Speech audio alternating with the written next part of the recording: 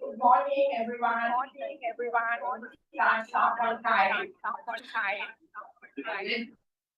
I'm Manoja Fernando, chairperson of this conference, and it is my great pleasure to welcome you all today. The proclamation is again. Thank you so much. Okay. Can you hear me? All right. Good. Right. Now, this is a historic event, and most of what I want to say has been summarized in the lead so I am going to review all of that. And as mentioned there, this was organized by the Sri Lanka Medical Library, which, as you are already informed, is one of the oldest in the region, and we are celebrating the day today. Right. And this conference was organized in collaboration with the Sri Lanka Medical Association and the National Science Foundation. It all started about 3 years ago, in 2023, when we were brainstorming as to how we can ensure the survival of the wonderful library and its resources. So, I suggested forming a study group on history of it. So, one thing we didn't have and also, there should be a good place to conduct this activity. Fortunately, for travel and we formed this. We have been a little bit dormant for the first 2 years, but last year we got activity for us. And today, we are now having this conference. And I feel that some of you, and I hope will be all further informing the society and members and supporters. I also take this opportunity to thank Portia. He will be there on the other day, but I want to thank Professor Sharon Jackson for his boundless enthusiasm and energy planning and organizing this group of young people for the young doctors around together. I should add to the action around. So, again, welcome to all of you. Enjoy your day and support us. And now I will call upon the young doctor, Inagural, to inform the formal details of the formal.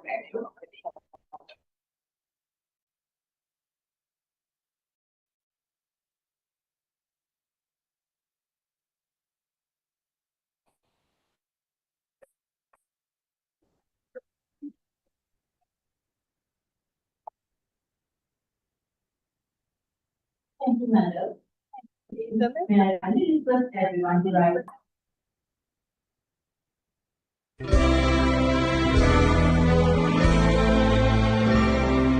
Sri Lanka Mata, Akka Sri Lanka, Namo Namo Namo Namo Mata.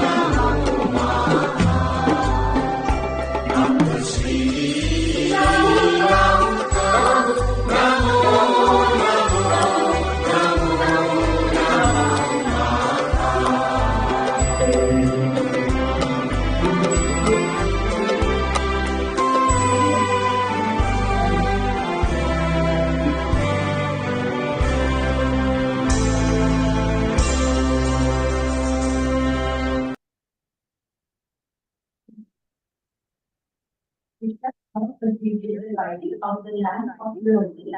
May I respectfully invite for the invited for joining us to the last writing of the land of glory. Honorable Dr. Hansen Vijay, Deputy Minister of Health and Mass Media, Professor Neville Pereira, President of the Sri Lanka Medical Library, Dr. Manendra Sumanati, the President of Sri Lanka Medical Association, Dr. Sudha Samarveer, the Chairman of National and Foundation, Anuja Fernando, and acting co-chair of the conference, Dr. Palan Abelpur, Doctor Advisor, Professor Prabhat Jayasinghe, UNESCO Sri Lanka representative.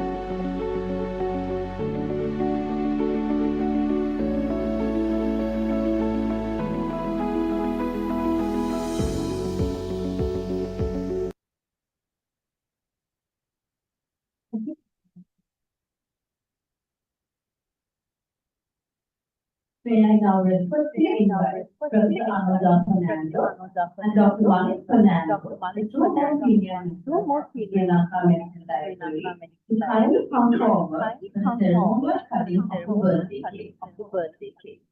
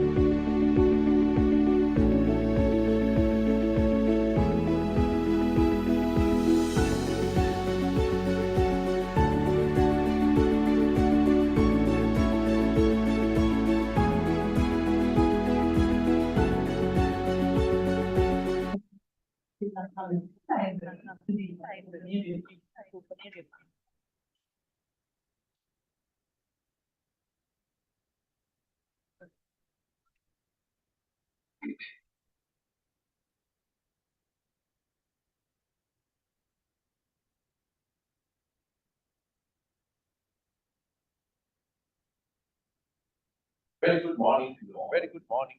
Very honorary Deputy Minister of Health Services, respected President of the Association, and the Chairman of National esteemed speakers, honored guests, colleagues, it is with great pleasure and that I welcome you all conference on the history of Sri Lanka Medical Lab, in collaboration with Science Council. As the president of Sri Lanka Medical Lab, I consider it a profound honor to address this august gathering on behalf of the institution that celebrates the 126th year of history, scholarship, and service to the medical profession. Our library is not merely a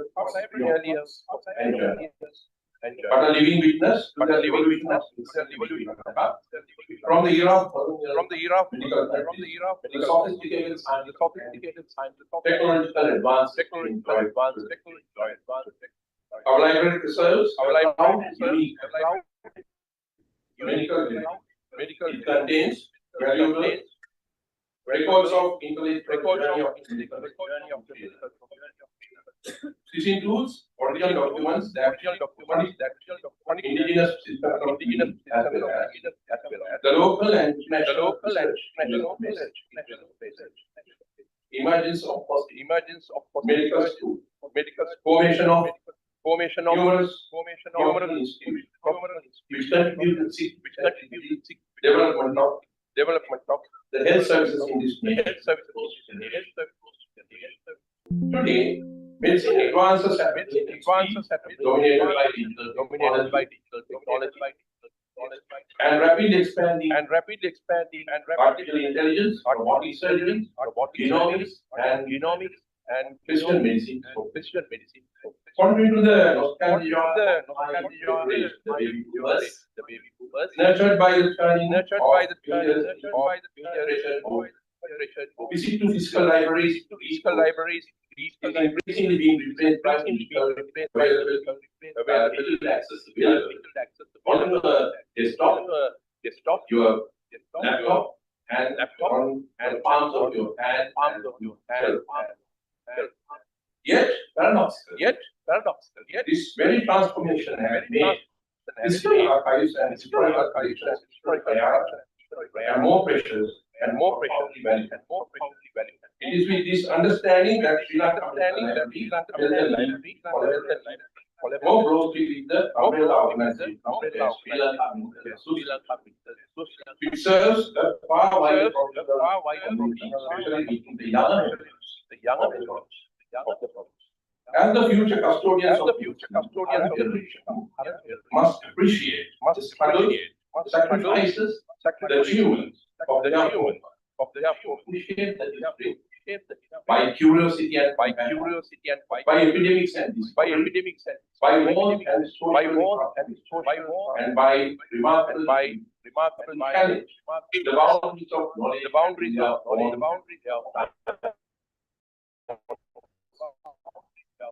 I sincerely hope that will become an important step for bringing these two organizations towards preserving and promoting.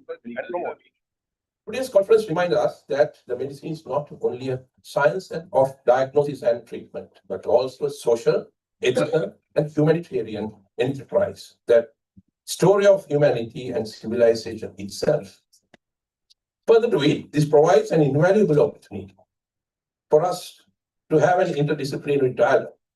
Historians, clinicians, librarians, researchers, educators, and even students who will bring unique perspectives. I strongly believe that knowledge of history cultivates professional identity respect for tradition, and inspiration for future innovation. Finally, I wish to personally thank again the organizing committee of Sri Lanka Medical Library led by Professor Anuja Fernando and Professor Charlotte Jayasinghe, in collaboration with Sri Lanka Medical Association and National Science Foundation for their dedication and hard work in making this event a success. My gratitude also extends to the distinguished speakers who have generously agreed to share their expertise and insights, and all the participants who have taken time away from their busy schedules to be with us today. May this gathering inspire us to preserve our medical heritage, strengthen our academic traditions, and continue advancing healthcare in future generations. It's now my pleasure to wish this conference every success with a view to continue this tradition during many years to come. Thank you very much.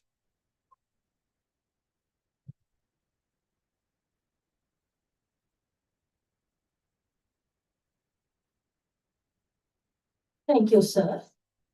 I now respectfully invite Dr. Maneka Somanatilaka, the President of the Sri Lanka Medical Association, to deliver the opening remarks. Good morning, and on behalf of the Sri Lanka Medical Association, a very warm welcome to all our distinguished guests, including our Honorable Deputy Minister of Health. And it's my pleasure and privilege today to address you on this, I would say, important moment in the history of medicine of our country today, the step that we are taking today. And SLMA is very proud to be associated with this. And going back to our history of SLMA, the whole idea of forming the Sri Lanka Medical, then the branch of the British Medical Association, was conceived in the then colonial library, which became the Sri Lanka Medical Library.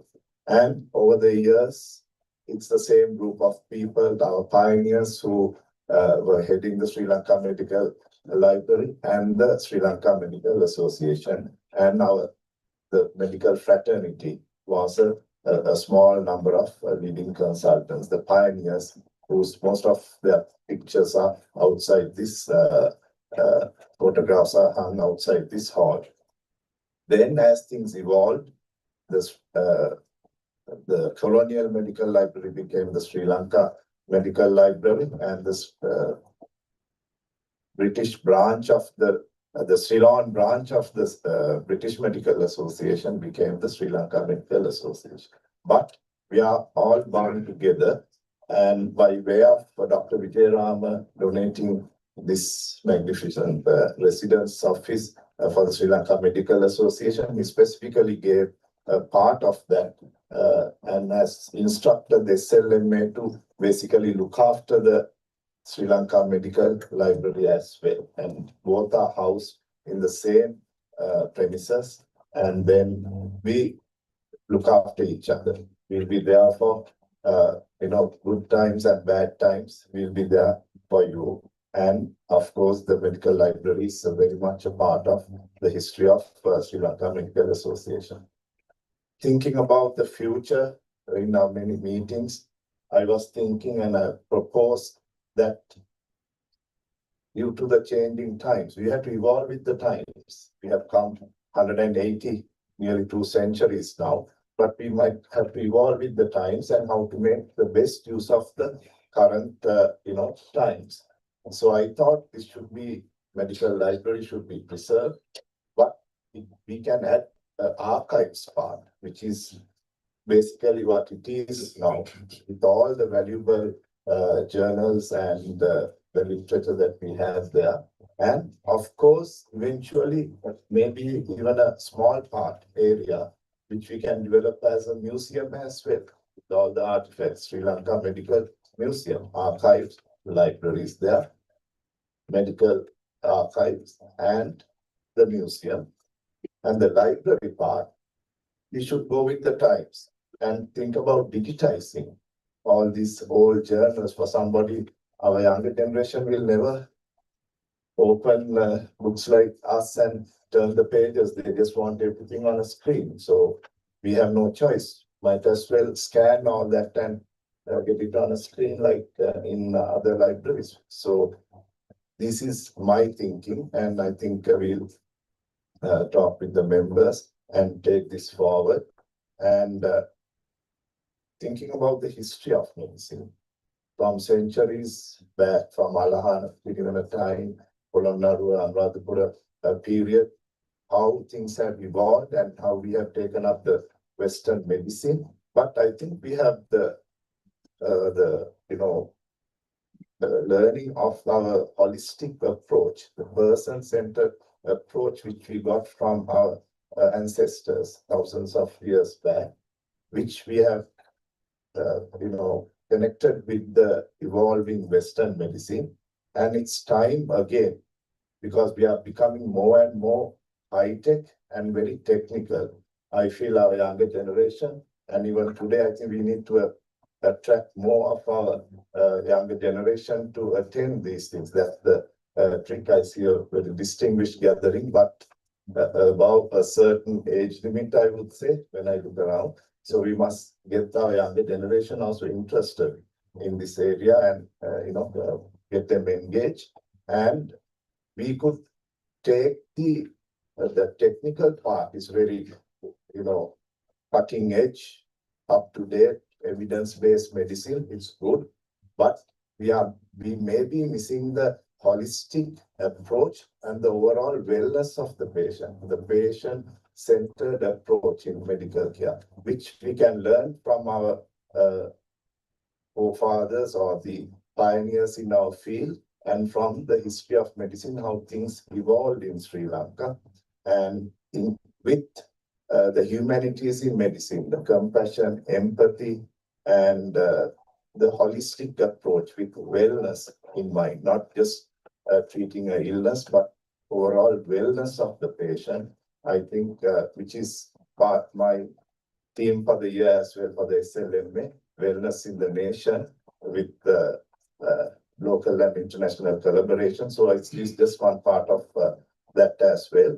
And so I think that's my, brief vision for the future of the Sri Lanka Medical Library, where we can get together and work and take this forward.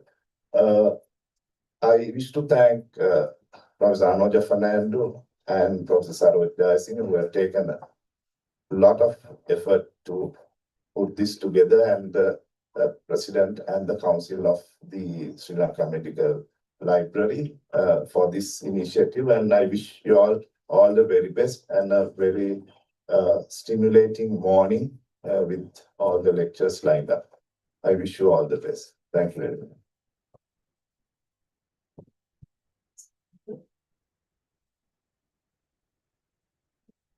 Thank you, sir. May I respectfully invite Dr. Sudat Samaravira, Chairman of the National Science Foundation, to deliver the opening remarks. Well, good morning to all of you. Honorable Deputy Minister of Health and Mass Media, and also all the distinguished guests gathered here. It's actually a pleasure to be here with you all, and also to partner with the National Sri Lanka Medical Library and also Sri Lanka Medical Association in this historic event, the inaugural conference on history of medicine in Sri Lanka. The National Science Foundation is established for creating knowledge, generating knowledge for better living, to have a better living standard of the Sri Lankan population. In this journey, the National Science Foundation provides grants for research in all the disciplines, all the sciences, including social sciences and other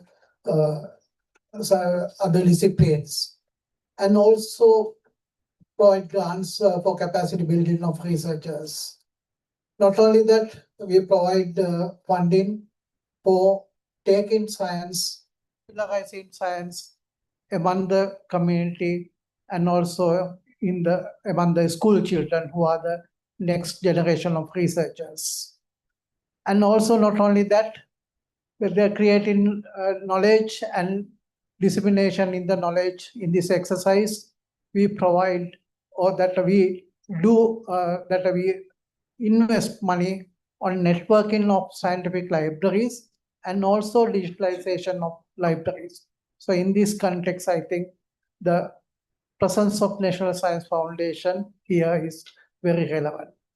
So, and also I would like to share with you that National Science Foundation has very recently just established a separate permanent division on indigenous knowledge to research on indigenous knowledge, gather information, archive it, not only that, to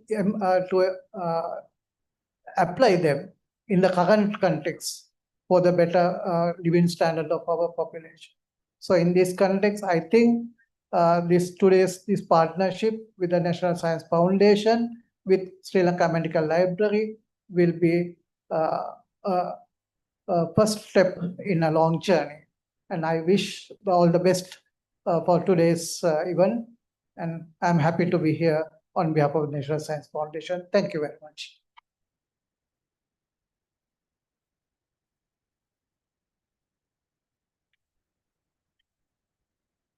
Thank you, sir.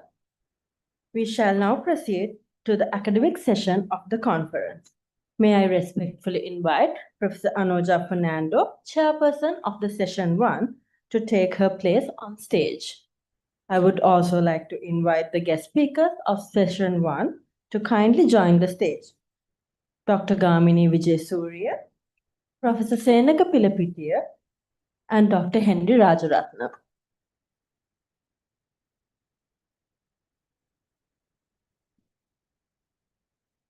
To deliver the first presentation of this session, may I now respectfully invite Professor Saroj Jayasinghe to the podium.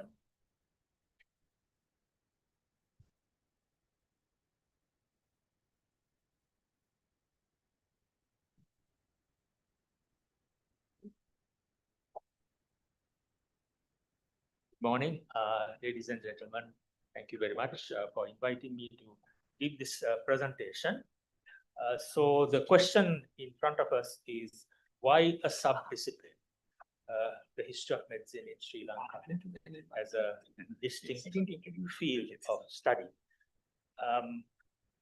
Firstly, I'd like to argue this out for the benefit of the medical people, because that's the group we have to penetrate in the medical curricula and postgraduate curricula. So I want to tackle the question, why learn history?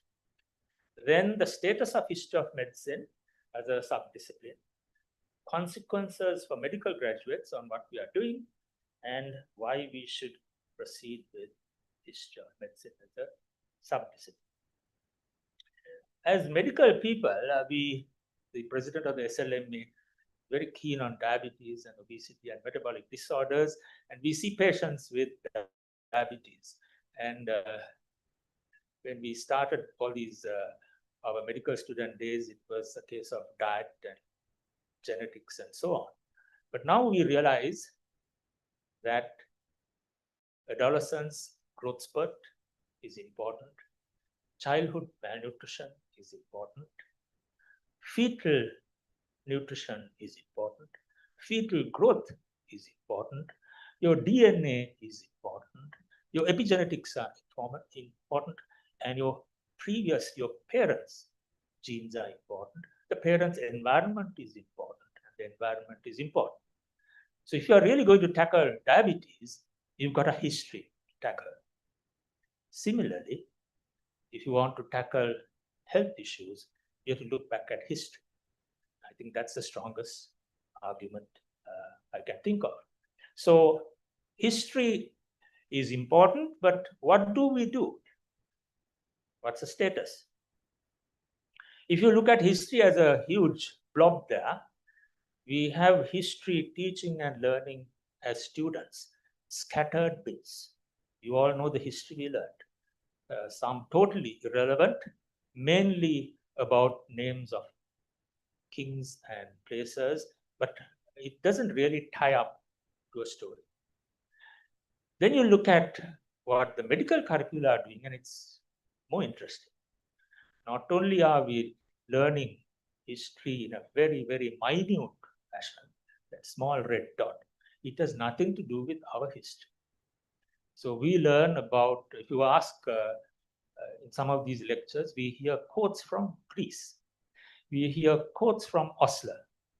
We hardly hear anything from Sri Lanka. No mention about Mihintale. No mention about the innumerable amount of documents we have. So there's something wrong somewhere. So that's all I can tell at this stage. So in other words, when you look at the medical curricula, it's insignificant amount of history is taught. And what we learn seems to be very, very Western oriented. That's fine. It's Western oriented because we are looking at Western medical systems, but we are living in Sri Lanka. So there's something wrong somewhere. And we ignore local knowledge. So we waited all these years to talk about mindfulness-based stress reduction until Kabat Singh told us in 1970s that it can be, mindfulness can be used to reduce stress. But on every poor day, we used to go and reduce our stress. Take silt and reduce stress. We don't apply it. So it seems to be as if we are in two worlds. The second myth is that we advanced because of science. This idea that we know science and our science is superior.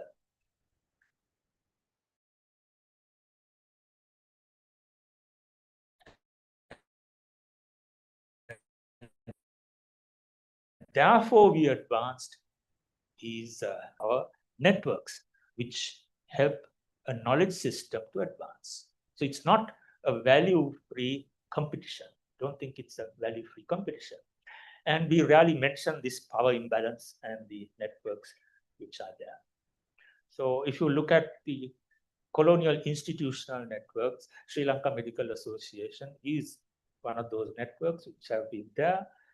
Sri Lanka Medical Library started as a colonial medical library. Our medical system started as a military medicine, and it was later on that it became a civil organization. So just to list some of these, and what's important is that with it, at least in the initial stage, came copy and paste of what was happening elsewhere. So the medical system was a copy and paste from somewhere else. Kalutara MOH was a copy and paste by Rockefeller Foundation. All our systems of organizations have been copy and paste. So much so that we still follow some of those traditions which the British have stopped.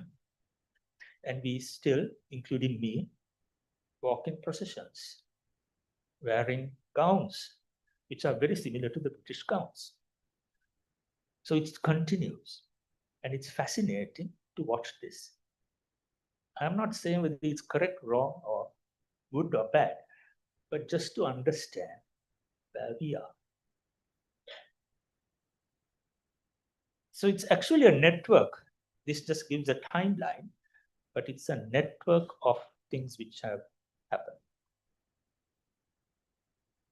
So we have copied Western structures and rituals.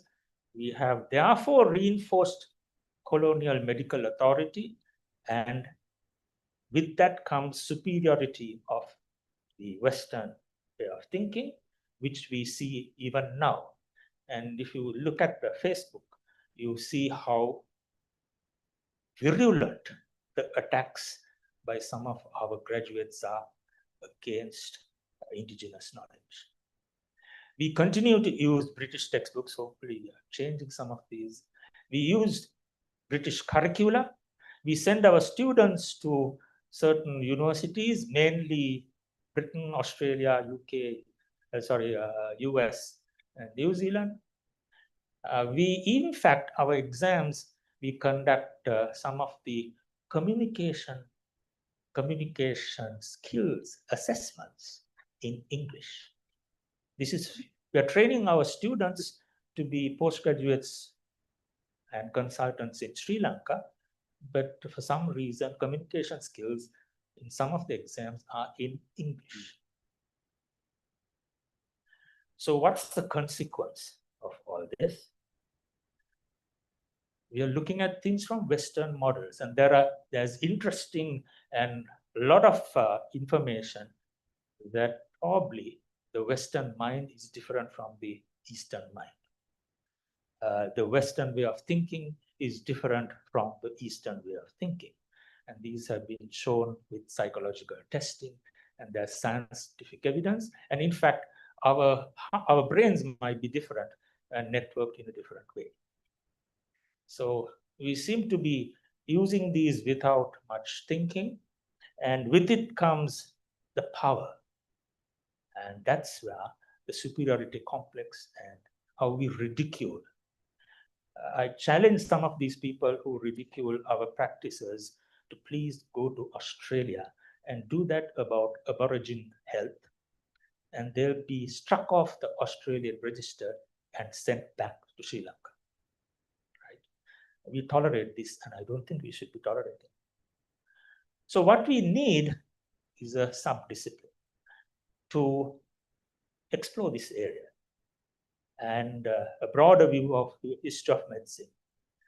Not only the sort of history we learned in our school days, make it a bit more interesting. Look at the underlying power structures, the networks, and the evolution. So a lot of sociology, anthropology, and things will have to come in. And we'll have to look at this in over a period of time. And maybe we can think of ancient indigenous knowledge systems. Dr. Gamini Vijayasuriya will tell us about that. And also about the indigenous systems, Professor Pilapitiya, and then colonization and decolonization of some of these. There are posters downstairs which deal with this area, and then look at the more modern medicine and healthcare. So, ladies and gentlemen, in this brief 10 minutes, I've told you why it is relevant. From the medical point of view, history is important, even when we look at a patient. And our curricula are very weak on this area. And we seem to be learning a distorted version. And we hope that this will help to be the beginning of a discussion on developing a subdiscipline. And we have structured this conference based on these areas. So we are looking at the three main themes: ancient, then the more recent ones during the colonial period, and the very recent ones. And some of the posters also are on that theme. And we thank the members who are the speakers who are contributing to this. Thank you very much. Thank you. Thank you, Professor Saroj, for your introductory lecture.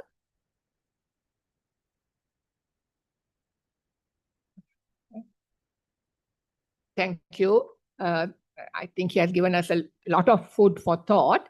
Now, I'm going to save time by not giving details of the individual biographies of the speakers, because, and also we are going to allow questions and comments at the end of all three presentations. So the next guest lecture will be by Dr. Gamini Vijayasuriya, who is an architect and archaeologist and former director of conservation at Sri Lanka's Department of Archaeology. Biographical details are given in online, so you can refer other details. He will be talking to us about Towards a Source-Based History of Medicine in Sri Lanka, Texts, Inscriptions, and Archaeological Evidence. Dr. Vijayasuriya.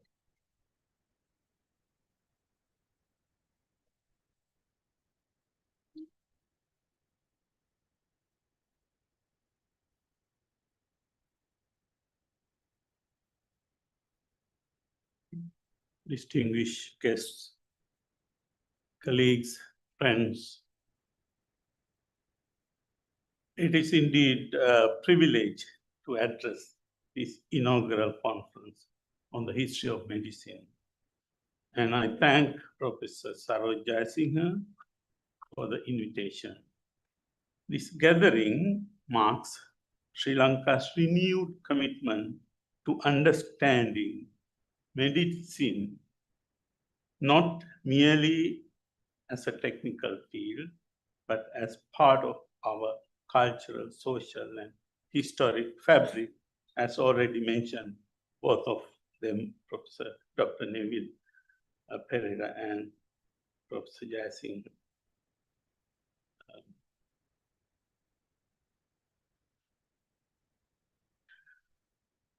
Allow me to acknowledge those who have already contributed to the theme.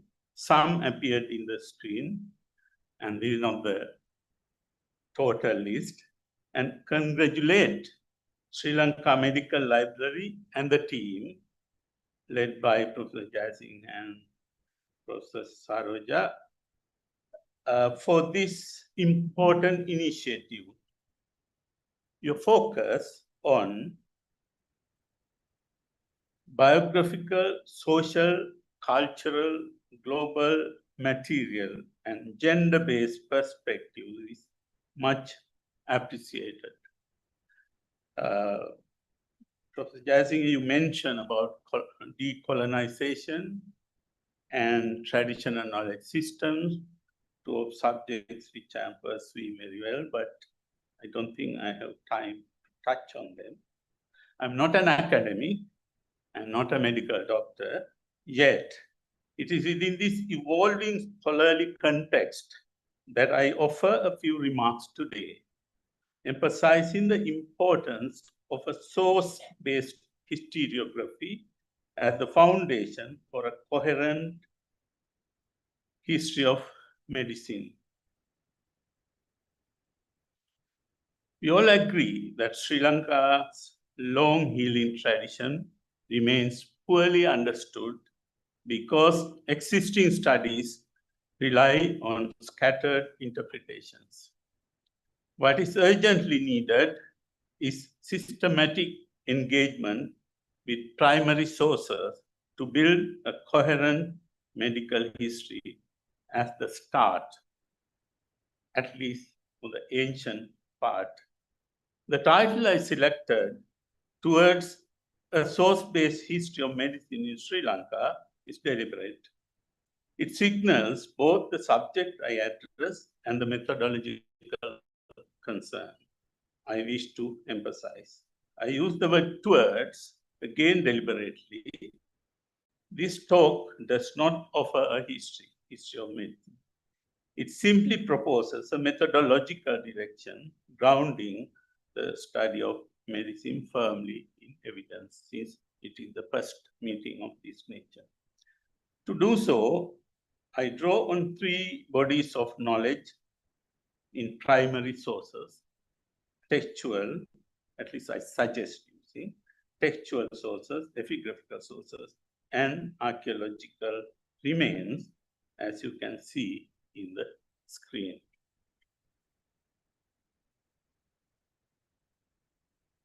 These sources also show that medicine, as already heard, was an integral to Sri Lanka's cultural heritage, aligning closely with my lifelong work.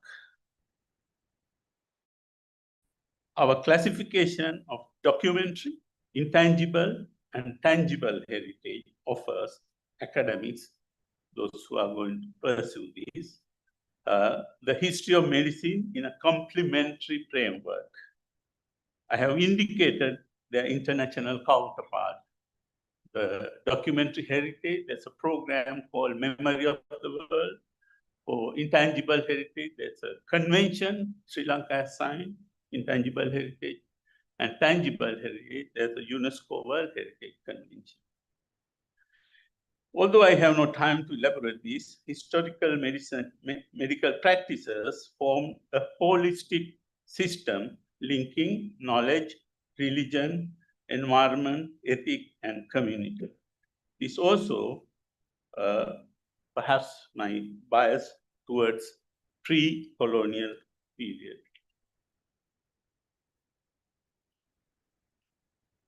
Let me start with textual sources. Here I'm referring to examples like Mahavamsa and Buddhist canonical literature, which provides some of the earliest references to organized healthcare. These are not merely historical records. They reveal the ethical foundations of healing, the role of rulers as patrons of healthcare, the integration of medicine within monastic and lay life. For example, the chronicles document the establishment of the hospitals under royal patronage. Buddhist canons reflect worldview in which care for the sick was a moral duty, a meritorious act within Buddhism. Buddhist texts further expand this understanding. Illness is not only physical, but also mental and existential. Healing involves discipline, environment, and conduct. Monastic codes include provision for caring for the sick. Let me give you a brief story. This is a story from Chula Vagga, one of the Vinaya texts. This, I believe, is the earliest reference to walking exercise as a tool for health. In Vesali, which was a rich area, Buddhist monks started eating a lot of food and then becoming sick. The veteran Jivaka asked permission from Lord Buddha to give them a place for pacing up and down. This led to one of the finest architectural elements that has developed. There are two of them, one in Arankale, one in Maligatan in Kurunegala district. And its entire description is given in Vinaya text. Going back to sources, the chart shows the references to hospitals in text. This little booklet of 4 pages, just to show you the amount of information they contain. It was prepared for the 4th Commonwealth Medical Conference in 1974 by Dr. Roland Silva to introduce. They were taken to the Mihintale Hospital. There are 65 footnotes giving almost everything you need to know about history of medicine. And of course, this my book on Dutch Hospital. There is an article by Dr. Uragoda and Professor Paranitan about the medical part of it. I did the restoration of the building, but I included that article which talks about employing a local physician, using local medicine, including Arak, and also a lot of botanic research.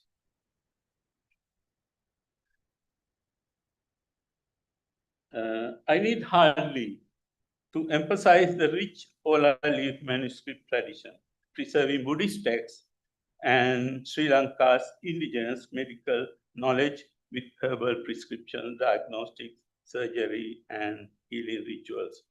These are living records that remain indispensable.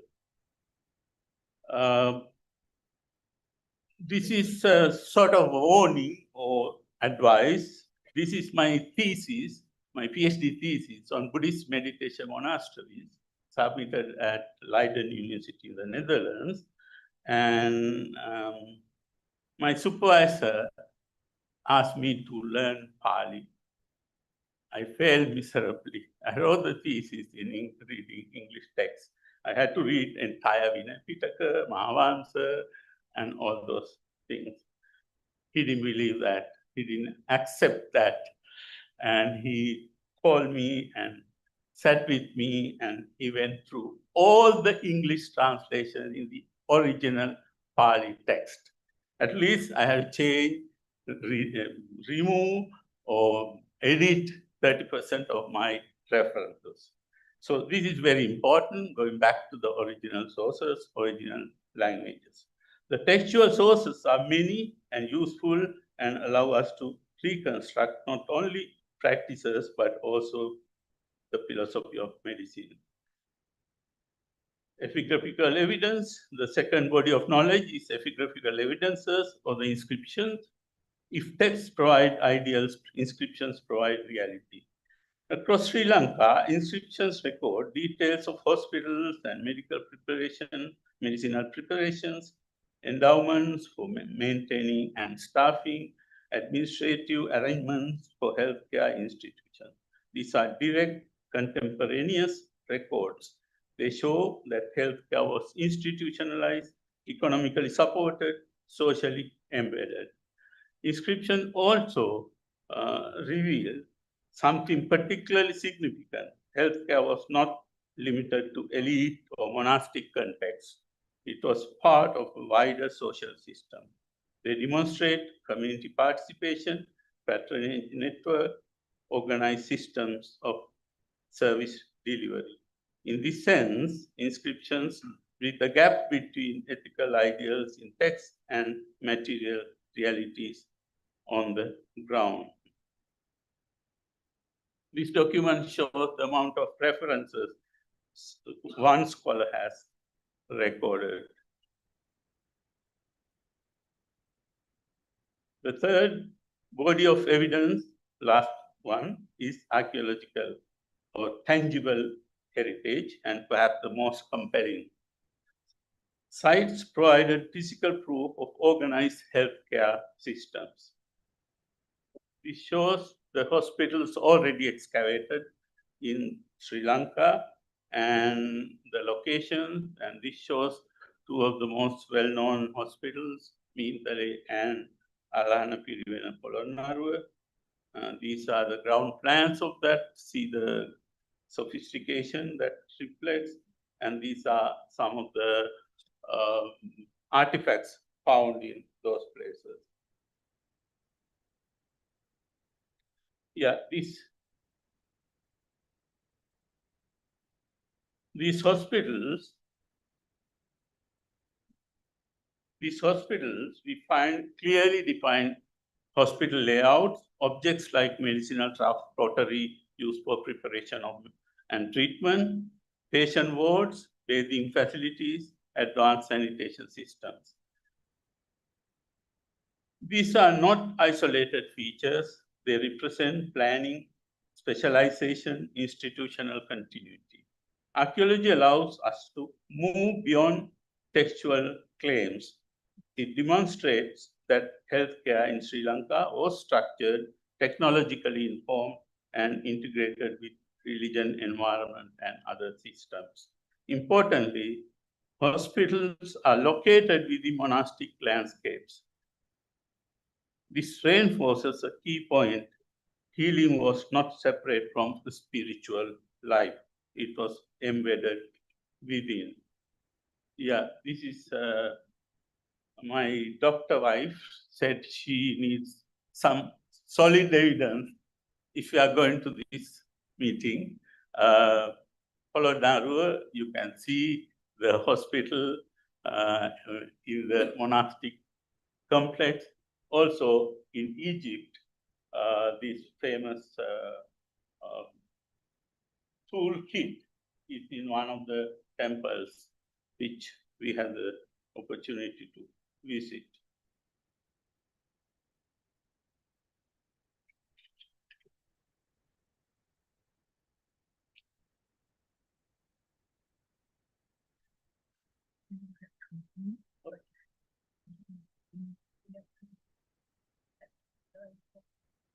I will take more time.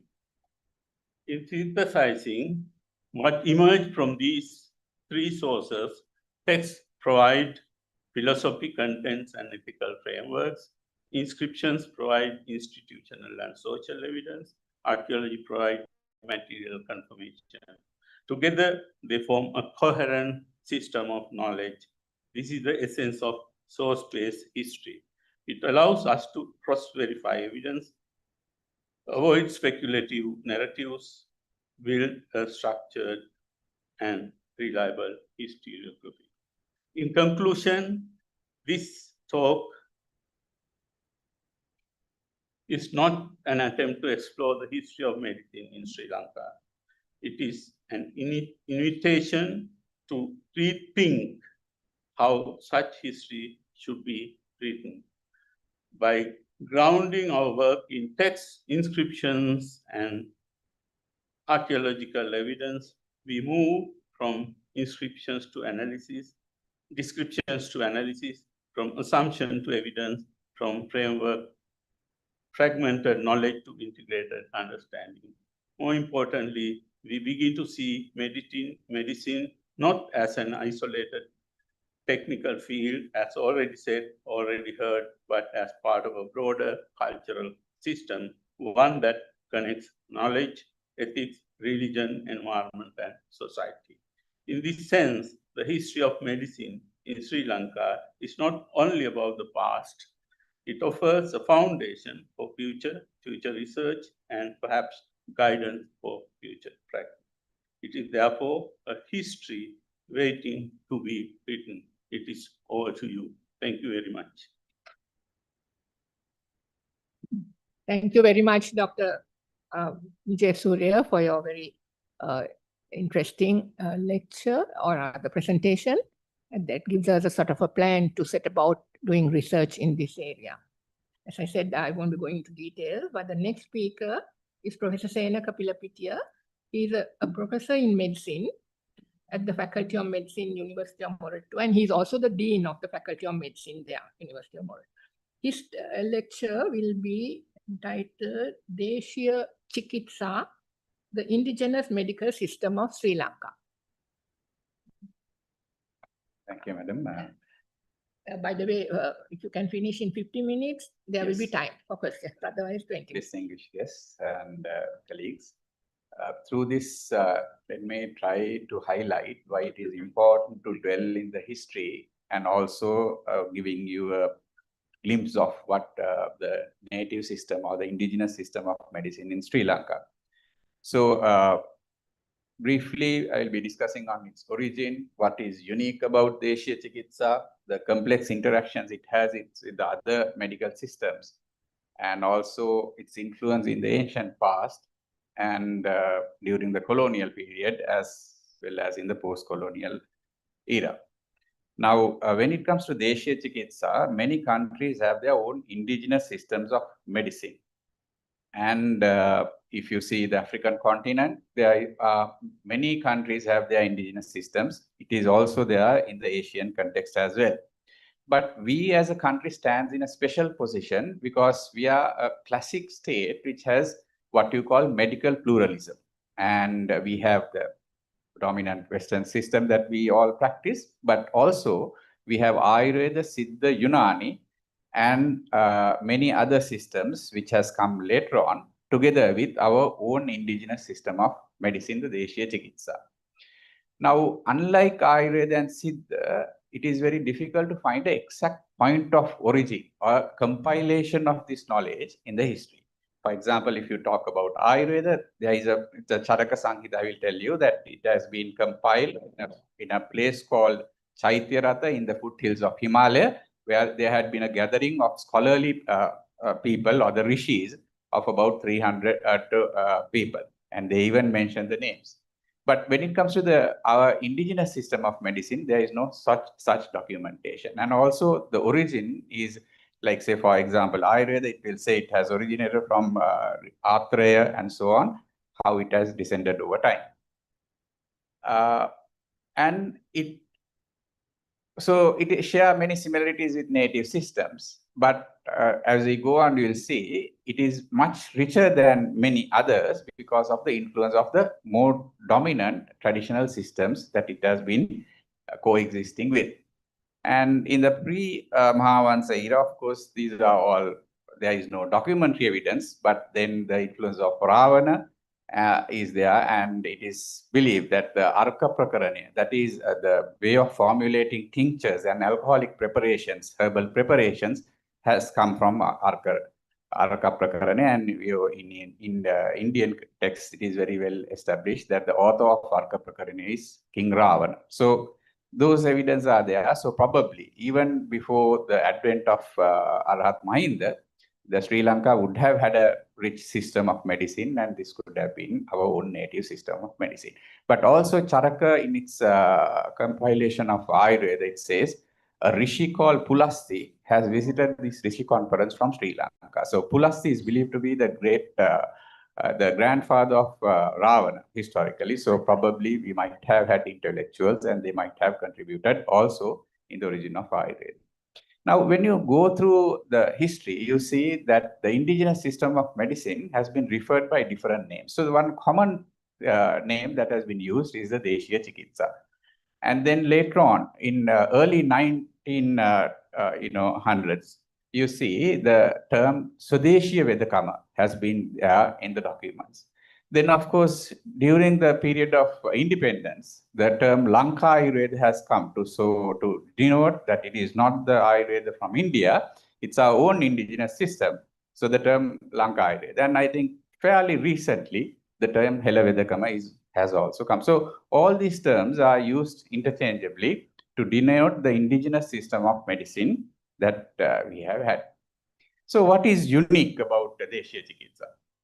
Now, when it comes to the fundamental principles, it's not a system which is very robust in its fundamental principles like Ayurveda or Siddha, or in that context, Yunani.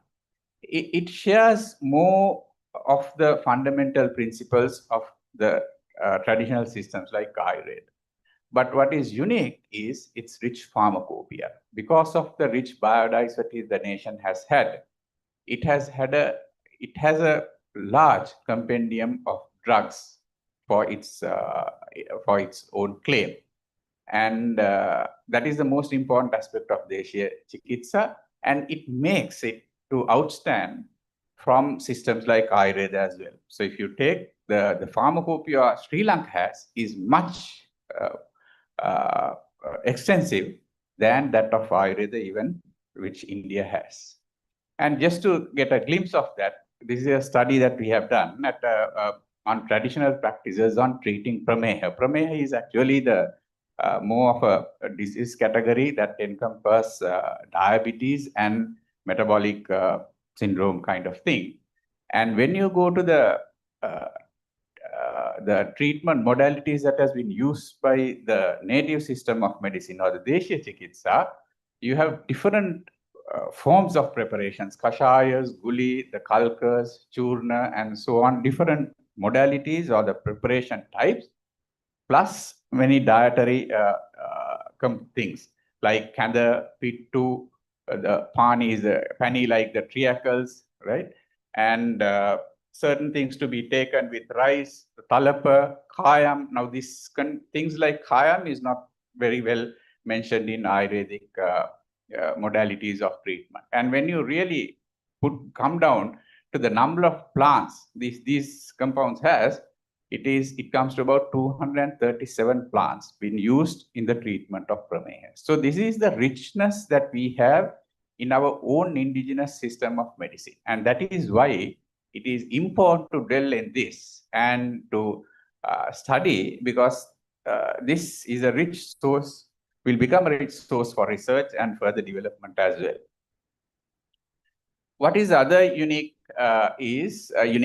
is that it has its own disease taxonomy. Though it is not very rich in fundamental principles like Ayurveda, it does not share the same diagnostic disease taxonomies like Ayurveda. So it has its own taxonomies like Gedivana Pilika. And understanding this is also important to understand what's happening in today's context. Now, this Gedivana Pilika, if you really go and see the text and try to understand, it is about abscesses, wounds, and chronic wounds. Not Pilika in the sense, not cancers. But if you see what the traditional physicians today do, or native physicians, they treat Pilika thinking that it is the same cancer that we are speaking of in today's context. So that is why this confusion is. So if you really dwell into the history and look at these systems, you can see where this misunderstanding has occurred. So, it's a major problem. We see some cancers being tried to be treated by native physicians, and it's a chaos. And why? Because of this misunderstanding of this taxonomy. And if you see in Ayurveda, of course, there is no term like Pilika being used. And in fact, if you go to the malignancies in Ayurvedic, they would come under the categories of what you call Arbuda and Granthi, very clearly defined how they are, like, say, the tumors which are more benign and, of course, which are more malignant are the Granthis. And, of course, it's quite interesting to see what their treatment modalities are. It's surgery, cauterization, or shara, that is, again, burning using chemical compounds. That's all. No oral medications or anything in the treatment of cancers, even in their own text. So this confusion, certain things that we face as challenges today could also be appreciated if we have a better understanding of these systems and their historical evolution. Similarly, conditions like Kandamal and Sani, those are all classical terms that indigenous medicine uses for their diagnosis, but not present in Ayurveda. And the other classical, the uniqueness in Deshiya Chikitsa is it has come through family lineages. So, we see certain families has expertise on managing Kadumbedo or the fractures and dislocations. So, there are expertise in Charma Roga, Akshi Roga, that is eye diseases. Then the Unmada Chikitsa is psychiatric disorders. And another classic area is the Nilavedakama in indigenous system of medicine. Then the Vidum Pilusum, where they do burn certain points with gold and different copper and different metal using.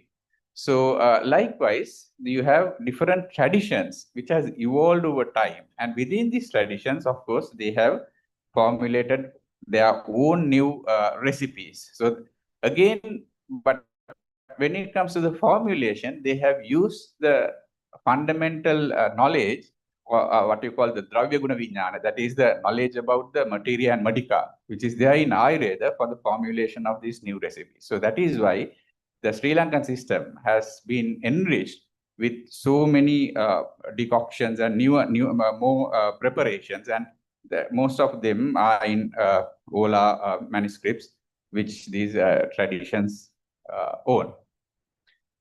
And of course, how has the traditional medicine or this Deshiya Chikitsa impacted in our history? So, of course, if you go through the written literature in Mahavansa, there is plenty of occasions where these, our healthcare interventions have been mentioned. One is early in the phase when King Pandukabaya has established what you call Civika Sala. There is, of course, a doubt on whether this Civika Sala was places of religious for God Shiva, or also they have one interpretation is these are lying in homes for pregnant mothers and Sotisala hospitals, and it gives documentary evidence of a well-organized waste disposal systems, and of course assigning people for this, and also there had been assign people to dispose of dead bodies. So you see that we have had a well-organized healthcare system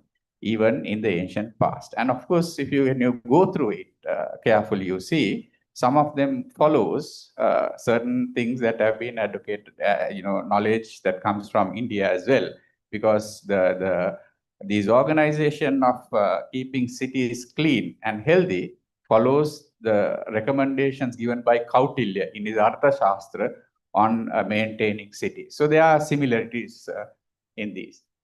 When it comes to King Dutugamunu, of course, he has also built nearly about hospitals and healthcare facilities in about 18 locations, which has been mentioned in Mahavansa. And he has given free meals for patients, provide salt and pepper, quite interestingly, to pregnant mothers. That is mentioned there. And according to Sinhala Thupavansa, there is this midwifery service which has been given for the care of pregnant mothers. And it is mentioned that the king has rewarded them. So in our ancient past also, we have had a well-organized healthcare system. And if you come to the next, we all know about King Buddhadasa, and there is a lot written in history, but of course I have just extracted one or two interesting features. One is the story of treating a low caste woman from the village of Ellolia. And, those days the caste systems were there, but the kings, irrespective of the caste, when it comes to health matters, they have approached these women and treated.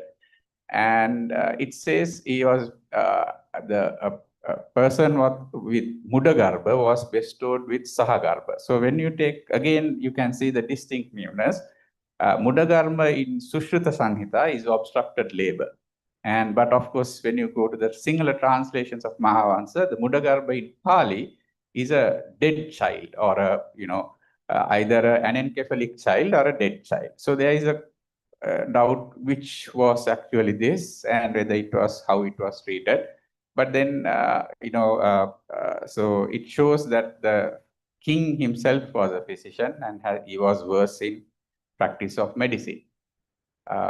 And he has also written the Sarartha Sangrahaya. And again, this is the first instance we come across in our history where a medical text has been written.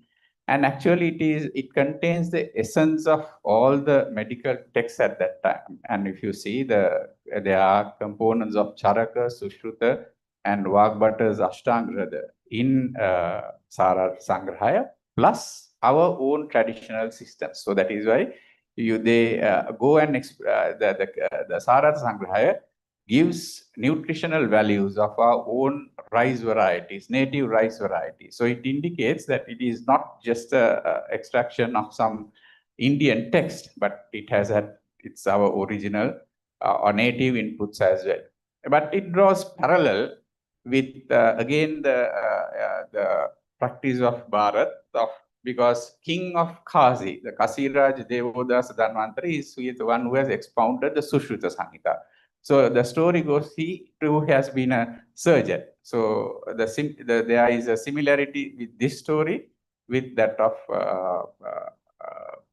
King Buddhadas. So this is how our indigenous practices or the medicine has influence in history. And again, quite interestingly, the Mihintale inscriptions tell about how the physicians were remunerated.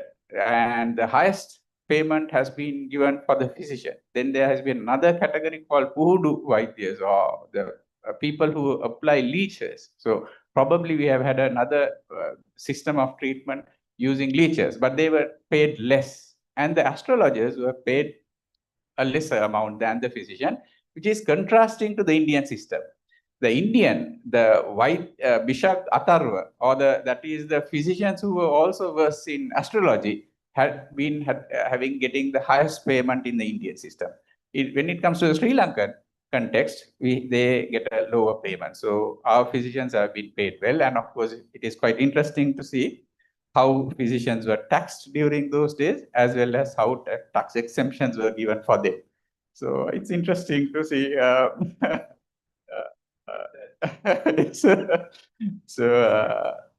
The history.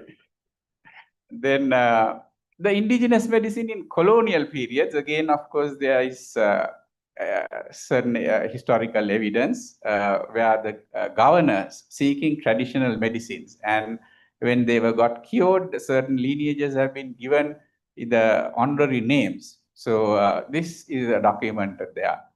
And for some reason, it seems that the traditional physicians have started gaining social recognition and a higher state in the villages and in the social context during the colonial period, though our general assumption would be that they would have acted in a negative manner. What we see is of course, there would have been destruction of Ola manuscripts and so on. Those are there. But at the same time, you see that the Vedamahatyas, or the village native physicians, were gaining some prominence in the social context. And also, this is also a time that there is clear evidence that the education of traditional practitioners or the indigenous medical practitioners being shifted to Pirivenas. And so towards this, from this era, majority of them were trained at Pirivena and they were scholars in Sanskrit and Pali. But again, that also created another rift. So it is quite interesting to see how these have gone through the history. And of course, the moment this happened, the scholarly Vaidyas were against, or there was a conflict between them, Sanskrit and Pali versed scholarly indigenous physicians with people who were trained otherwise. And you can see in the documents in early 1920s, of course, there has been a huge rift. So this is again the power plays of orthodox systems and the lesser, weak systems come into play. It's not only between Western medicine and traditional medicine that conflicts occurs. There is that same conflict is there within the Vaidyas who were scholarly in that area, in that period, against the indigenous practitioners who were not had that education. And if you can see, very clearly see in the immediate pre-independent era. So in 1929, there was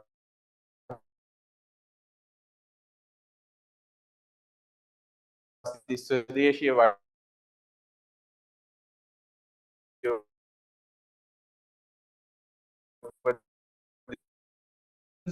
the British government took this seriously is they have observed at that point there had been 12,000 physicians practicing indigenous medicine, whereas allopathic was somewhere around 900. So the government has thought to assure healthcare to the general public, it is important to get them in to the healthcare system. And these are evident in the documents of that time.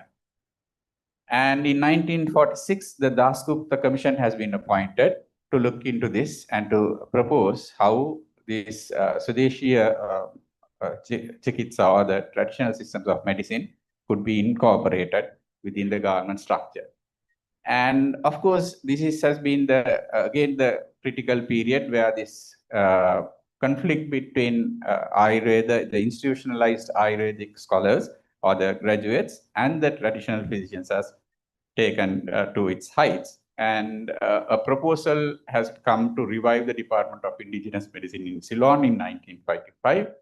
And by then the Honorable Minister, Mr. Nugavela, and this has been highly debated. When you go through these documents, you see how, and also this is the time where Dr. Lenora has proposed that certain amount of Western drugs has to be used in Ayurvedic institutes in order to safeguard the safety of patients. And again, it has created a lot of debate between different fractions. So those are quite interesting to see. And I think some of the issues we are still debating on. And so the complex interactions with dominant traditional medical systems do have existed. They have shared their fundamental principles. I think the same complex interactions are there today between the allopathic system medicine and traditional systems of medicine. So that is why it is interesting to see history. It is not we and them getting into a conflict first.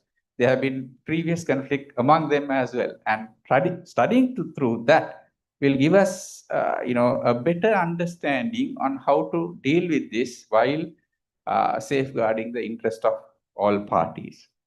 So there were challenges in understanding one's own taxonomic context from perspectives of fundamental principles. So later on, you see in Deshiya Chikitsa, most of the taxonomies they were using has disappeared and the Ayurvedic diagnosis has come into play. So, so there are different influences by orthodox TM systems. And the more educated the physicians were, the rift became bigger. So what are the challenges that Deshiya Chikitsa or the indigenous system of medicine faces today? Of course, today, the diploma in Ayurveda or the Paramparika registration, which were the paths available for traditional physicians to get registered, is been highly challenged. And actually, I think now both of them are at a standstill because it has been, there is a conflict between the university-educated Ayurvedic doctors and how to assure the safety and so on. So a lot of arguments on that. But it is detrimental to the Deshiya Chikitsa existence and progression. And the standard curricula in university institutes only have a very brief exposure. And much of the knowledge is still kept with families, and there is no mechanism for extracting it, except for, in the 1980s, there was this Talpate Piliam where they tried to translate the older manuscripts and been printed. No main project has taken place. And most of these manuscripts are fast disappearing. And the scientific studies or opportunities for progression is very scarce. So these are the challenges we have. So I think this effort of dwelling into history would highlight these contributions and also the path we could take forward in these disciplines. Thank you. Thank you very much, Professor Pilapitya. That was very, very sort of quite extensive. We managed to do it in 20 minutes. Give us a really nice picture of this chikitsa, especially for those of us who are not familiar with. So next we have, next we have Dr. Henry Rajaratnam, pioneering Sri Lankan endocrinologist who served as the president of the Ceylon College of Physicians in 1996 and also as president of the Endocrine Society of Sri Lanka. So we are very pleased to have you here. So glad that you could come. And he will be delivering his lecture seated. So can you please see that everything is functioning? Can someone help some? No, also must be needing water. Water.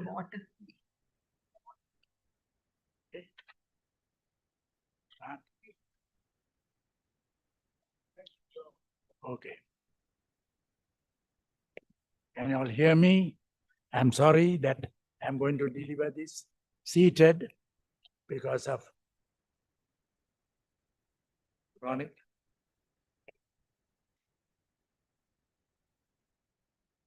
Right.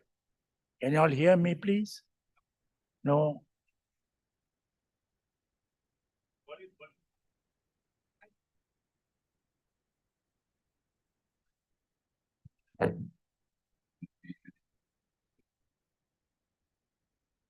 Can you hear now? Yes. Okay. I consider it a privilege to be been asked to speak on the first Ceylon Medical School, which was started in Manipai by Dr. Samuel Fisk Green in 1847. Now, Samuel Fisk Green was a doctor as well as a religious scholar, and he took the decision to come to India first, but for some reason that was blocked by the East India Company. And the British gave permission for them came to Sri Lanka. They landed in Gaul, came up to Colombo and asked for permission. And the British commissioner, whatever it is, who was there, said, please go to the peninsula, north of the peninsula, not on the south, right? They don't know the reason, but there it was. They gave the privilege to go to the north, and there they went. And what they did was, as Christian missionaries, their first task was to propagate Christianity. So for the first 15, 20 years, it was all about educating the people, preaching, building churches, and so on. Then it came to the stage, they decided that they must educate the people also. For that reason, they started more than 100 schools within 25 years. Some of them are called the English schools, where the English was the medium of instruction, and the other schools were called vernacular schools, where there was one subject on English and the rest of it was in Tamil. So that was the system that they introduced. And once they had established that, there came an original doctor from Massachusetts in the USA. They were not British missionaries, they were American missionaries.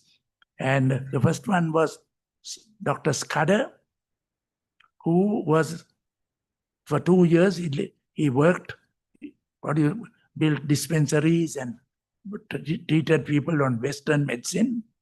But he was transferred after 2 years to the Madurai Medical Mission in South India. And with time, he was transferred as a priest doctor to Vellore, which was a village at that time. During that time, while he was there, his grandniece, Ida Scudder, came for a holiday, and she saw one day lots of funerals going by the roadside and people shouting and wailing. So she made an inquiry to find out what's happening. And they said, these are all deaths during pregnancy or childbirth. So that struck her way. Seriously, she went back to US, became a medical student, passed out as a doctor, and came to found the Christian Medical College of Vellore. And you know that last month, Christian Medical College Vellore, is also American Medical Mission, was elected the best hospital in the world, right? Where care is given and the amount of cost it takes for each individual patient and the teaching and aftercare, all done by that hospital. So that was Scudder, but when Scudder went, in came Dr. Samuel Fisk Green. He was also graduate from Massachusetts, and he came when he was about 28 years old, and he was sent initially to what was called Batikota Seminary. That is what is known as Wattukota today, right? So one the oldest educational institution in this country. So he worked there for 2 years, and then he was told, go to Manipai. That's a good place. You go and establish a medical school, because he was not worried about introducing medicine only. He wanted that to continue for the benefit of the population. So he decided that he must have a medical school. So in 1847, they took in about 7 medical students, right, who are well versed in English, and they used the textbooks that are used, that Fisk Green used in Massachusetts. And I've gone through that list, and I was surprised that Gray's Anatomy, the book that I used as a medical student in 1950s, which was more than 100 years or 125 years old now, was still being used. And he introduced that into the student medical thing. They were all American textbooks. So they learned the American way. And they were taught by the bedsides as well as by lectures, all done by himself. And he was a maestro. He learned the Tamil language and he could speak like an orator. So whenever he felt that the students were not understanding his English, he gave translations in Tamil also. So he started classes, and each batch of medical students lasted 3 years. That was their educational course. And then when that course, they studied anatomy, physiology, pharmacology, maternal and child health, pharmacopoeia, Western medicine as we know, surgery, initial surgery, and medicine. And so they were, in that experience, they found that Sri Lanka, at least the peninsula, had plenty of infectious diseases. Cholera, malaria, flu, measles, and things like that. And they thought only a thorough medical education for these boys or girls, there were no girls in the batch, and that they would go out. But he was very keen that they should remain in the peninsula and work for the people of the peninsula. But what happened? Like in Sri Lanka at the present moment, they go abroad on postgraduate leave, and 50% of them remain abroad and don't come back to serve their native country. So many of these chaps who passed were left the peninsula and came down to Colombo and what is south of, you can say, south of Elephant Pass.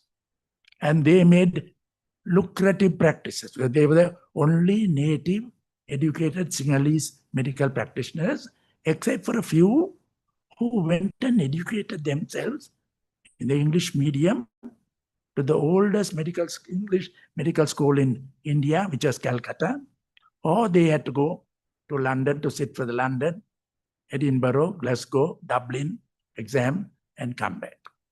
So they were an elite group and they developed all the privileges of Western medical doctors, about 10 going in each batch. So just imagine, till the Colombo Medical School was founded in 1870, until the first medical students passed out in 1875, they were the only medical graduates, Western, other than those who had gone, who were rich and could therefore afford to go to medical schools to become doctors at that time. So there were about 7 batches of medical students every 3 years, and that would be the first. They were all educated in the English medium. Now, one of the problems in that time was, if you look at the names of the students, they were all Christians. How do you know that? They had a Christian name. It was McIntyre, it was Mather, it was Arnold, it was other names, right? So the many names, they were all Christians because they were the only people that the missionaries watched carefully when they thought of establishing a medical school, who is fit enough to be medical students. But in the first batch of medical students, if you see that diagram, can we see the? Yeah, and how do you change the slide, please? Shehan, Right? no, that's the, no, I want to look at the picture. Yeah, there's a Right. picture. There's a picture. Right. Yeah. No, before. Is there one before that? Right, doesn't matter. Yeah, that's the one. That's the hospital in Manipai that was started, the first building that came up in Manipai when they started in 1947 and took these 7 batch of students. But thereafter, the buildings multiplied and they were able to establish branches for obstetrics and gynecology was very important, right? For pediatrics, for surgery, for medicine, they had different wards donated by different people, right? And just to take interest. All right, okay. Next line. Okay, right, thank you. So just to introduce, how do you know that they are Christians? Because they all have a Christian name. See, when they were baptized, they were given, in addition, say, my name is Henry Navaratna Raja Rajaratnam. Henry was a Christian name. Navaratna Raja Rajaratnam was my familial name, right?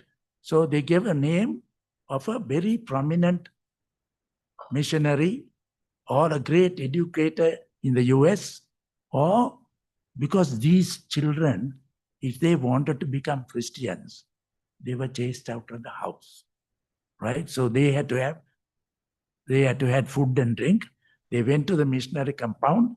The missionaries wrote to all their people in the United States for donation to maintain this. And if they say Mather from USA supported this medical student or student, he got the name Mather when he was baptized, right? Arnold and so on, just incidentally. So the first few, what? In the first batch, if you look at before that, that's okay, right? The first batch, you'll notice there's a student, all bare-bodied, with a nool going around the chest.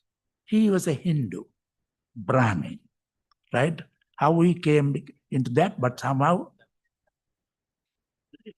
however, See how he came as a first grade medical student, we do not know. But in the initial stage, that is, no, I'll tell you. And yeah, that's Pandatherapu. That is the first place where Dr. Scudder, I told you, started a dispensary. In Pandatherapu, it was also a very premier place where they established a girls' school called Girls' School Pandatherapu, right? They're one of the big schools. You know that the schools in Jaffna were established by either the Roman Catholics or by the Protestants. So there are schools established by the Anglican Church, like St. John's College, Jaffna, and Tundikuli. They're established by the Methodist Church, like Wormbury Girls High School and Central College, Jaffna. And by the American Mission, they established schools like Jaffna College, Uduville Girls School, the first ordered school in the whole of Asia for women, and Pandatherapu. Both were there. Just for introduction, right? So, Green came to Manipai and he started this, and he produced 7 or 6 batches of medical students over the next 15, 18 years. Now he used to go from time to time back to America, where he had got what called furloughs. And there was 3 students who are now qualified, and they took over temporarily the care of the hospital till he came back.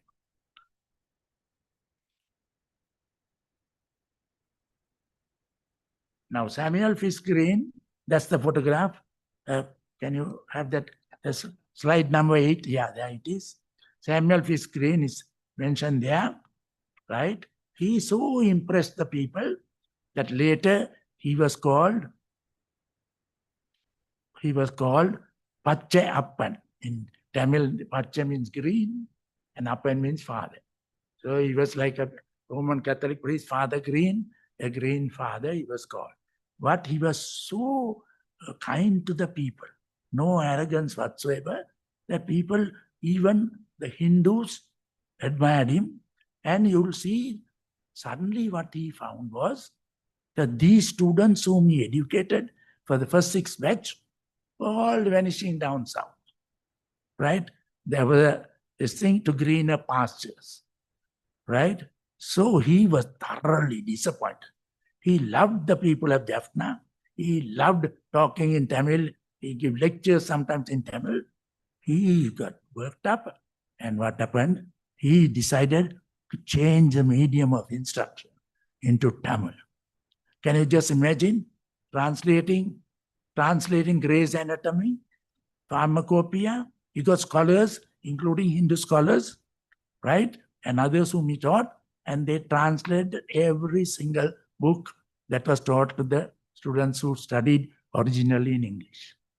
That caused a great revolution because the Hindus were very suspicious, the Christian, this thing, we mustn't take part in it. But when it was published in Tamil, the books were published in Tamil, all the Ayurvedic students who were practicing Ayurveda in the north, they were all Hindus, right? They started buying that book at a rate. 200 copies went like nothing. So they had to print again, right?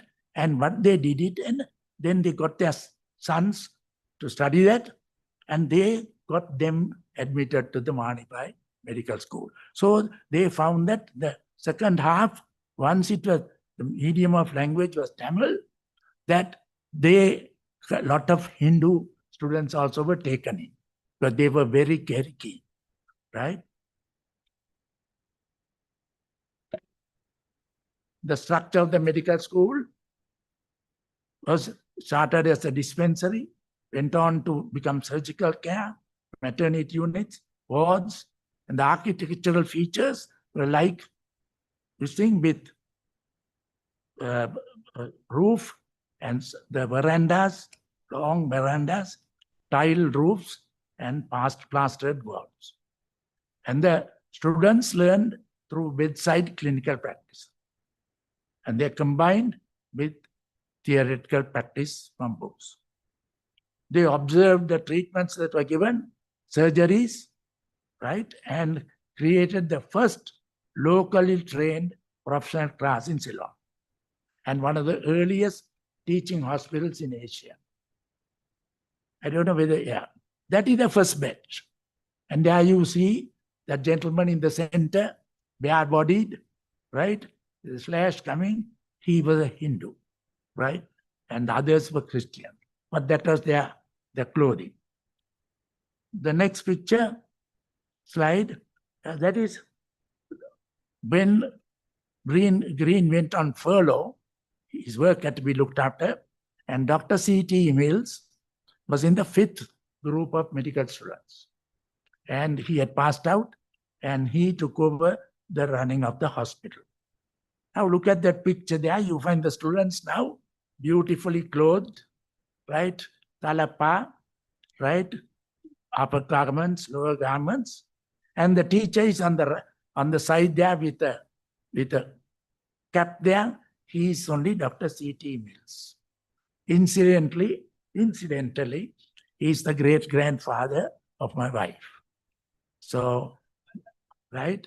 So that is now you know the connection, right? Now, they used, as I told you, the books I have listed there, Cutter's Anatomy, Ounce's Obstetrics, Druid's Surgery, Gray's Anatomy, Hooper's Physical Vade Mecum, right? Wells' Chemistry, Dalton's Physiology, and Pharmacology. All that we studied as medical students was also taught to them.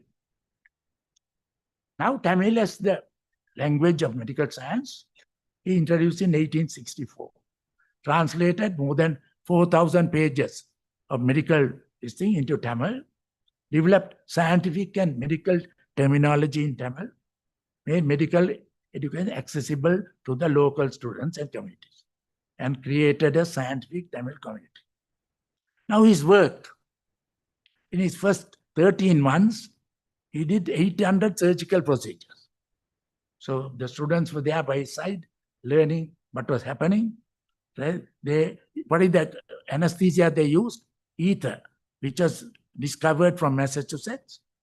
Chloroform anesthesia, some cases alcohol, and sometimes before that, you had 4 fellows holding the patients down while the surgery was done to prevent them moving around.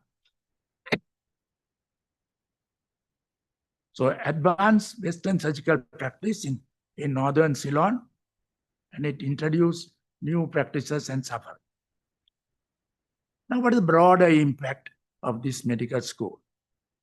The graduates not only went down south of Trace, they also went off to Malaysia, which was a British colony, and they established huge number of doctors in Malaysia. So much so, some of the pioneering, if you go to the University of Malaysia, pioneering medical directors of the different subjects, all Sri Lankan Tamils, right? So that is one place of refuge that they went to for some reason. And a lot of them, after we got independence, their descendants came back to Ceylon, and they were called Malayan pensioners. And they were paid their pension in pounds sterling. So they were very, very rich, right? Now, not only this translation into Tamil, he also helped a hospital that was in its inception, started, and he was asked by the director of the health services for the peninsula, which was a chap who was in the first batch of medical school, right? And he helped develop that Friend in Need hospital. And that is the hospital that developed in the civil hospital Jaffna, the Jaffna General Hospital, and today is the teaching hospital Jaffna, affiliated to the University of Jaffna. So he not only worked in this hospital, and he worked elsewhere on invitation. Samuel Green. .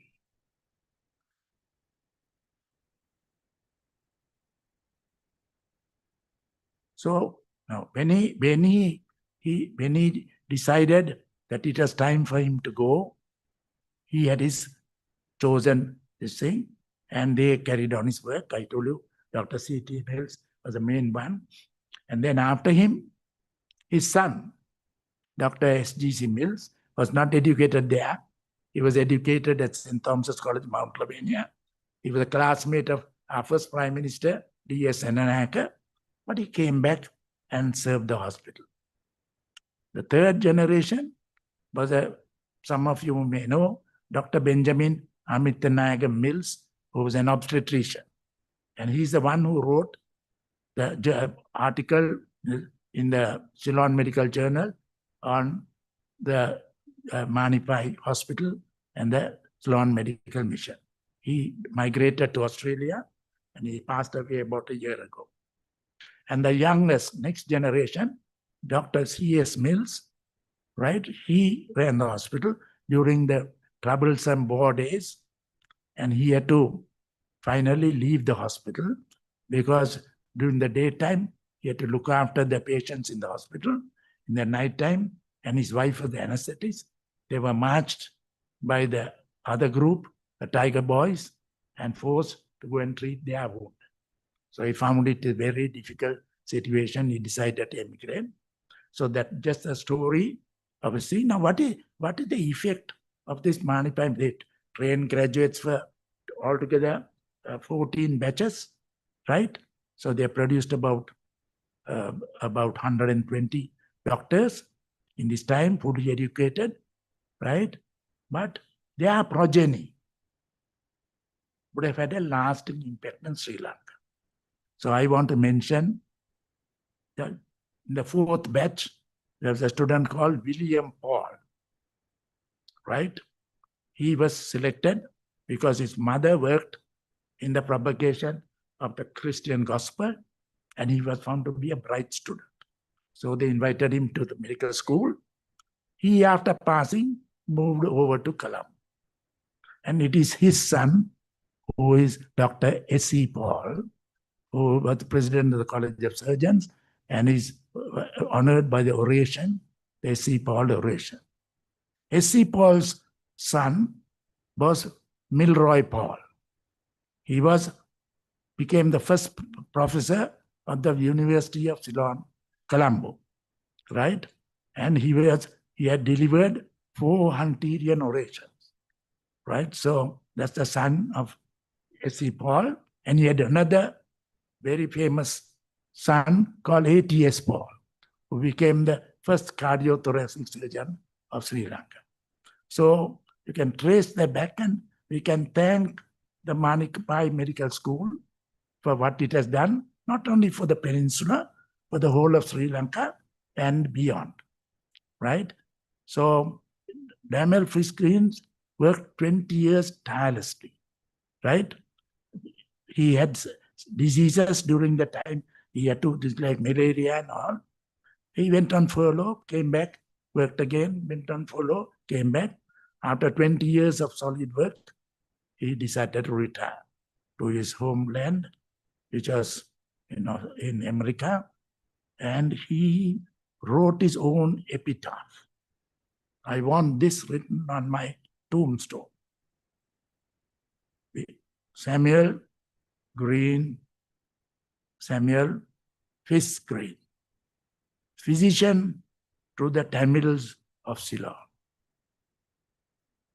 And he attended a religious thing in honor of Christ. So that was his epitaph. So ladies and gentlemen, I have the honor of being connected to that medical school. And my wife's home is right opposite the medical school. It was built in 1870. It's also called Green Villa, right? And my father was also the pharmacist in the hospital, which had big status at that time because pharmacists are called doctors. So I have a very close connection. Though I am born and bred in Colombo, I still thank that we have that ancestry and for the contribution that Manipai Medical School made to medicine in Sri Lanka. Thank you.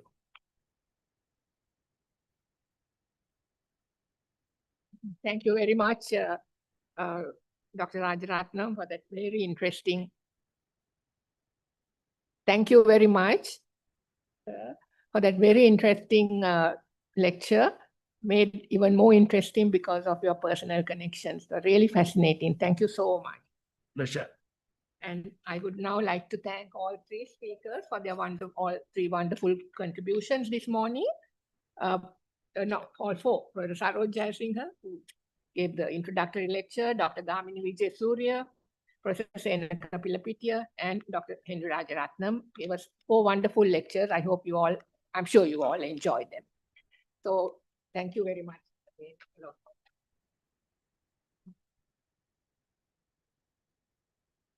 Professor Saroj Jayasinghe will chair the next session.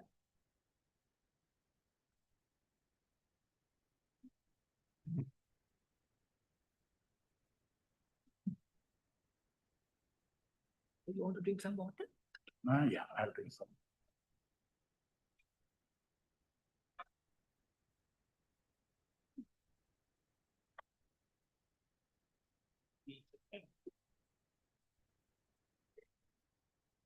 You go through. I think we'll slowly begin the next session. The next session is by the National Science Foundation, and it's a lecture discussion. It highlights some of the key initiatives taken by the National Science Library and Resource Center, including National Digitization Project, development of institutional repositories, and efforts to enhance access to Sri Lanka's scientific and research information through digital platforms. And you'll understand why this is very relevant to us, because the medical library as well as several other institutions really need digitization to preserve some of the material. So it's my pleasure now to invite Dr. Sudat Samaravira, Chairman of National Science Foundation, Mr. Manuja Karunaratna, Head NSF Library and Resource Center, who will do a presentation with Ms.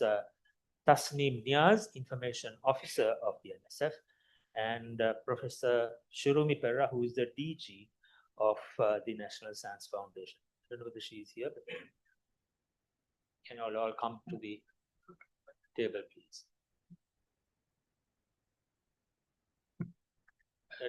Mr. Karunaratna, come. Yeah.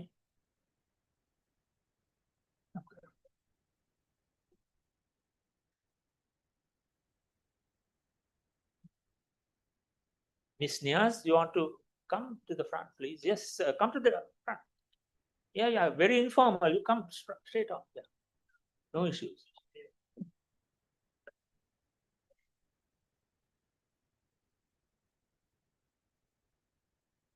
Now I will hand over to Dr. Sudat Samaravira, who is the chairperson of the NSF.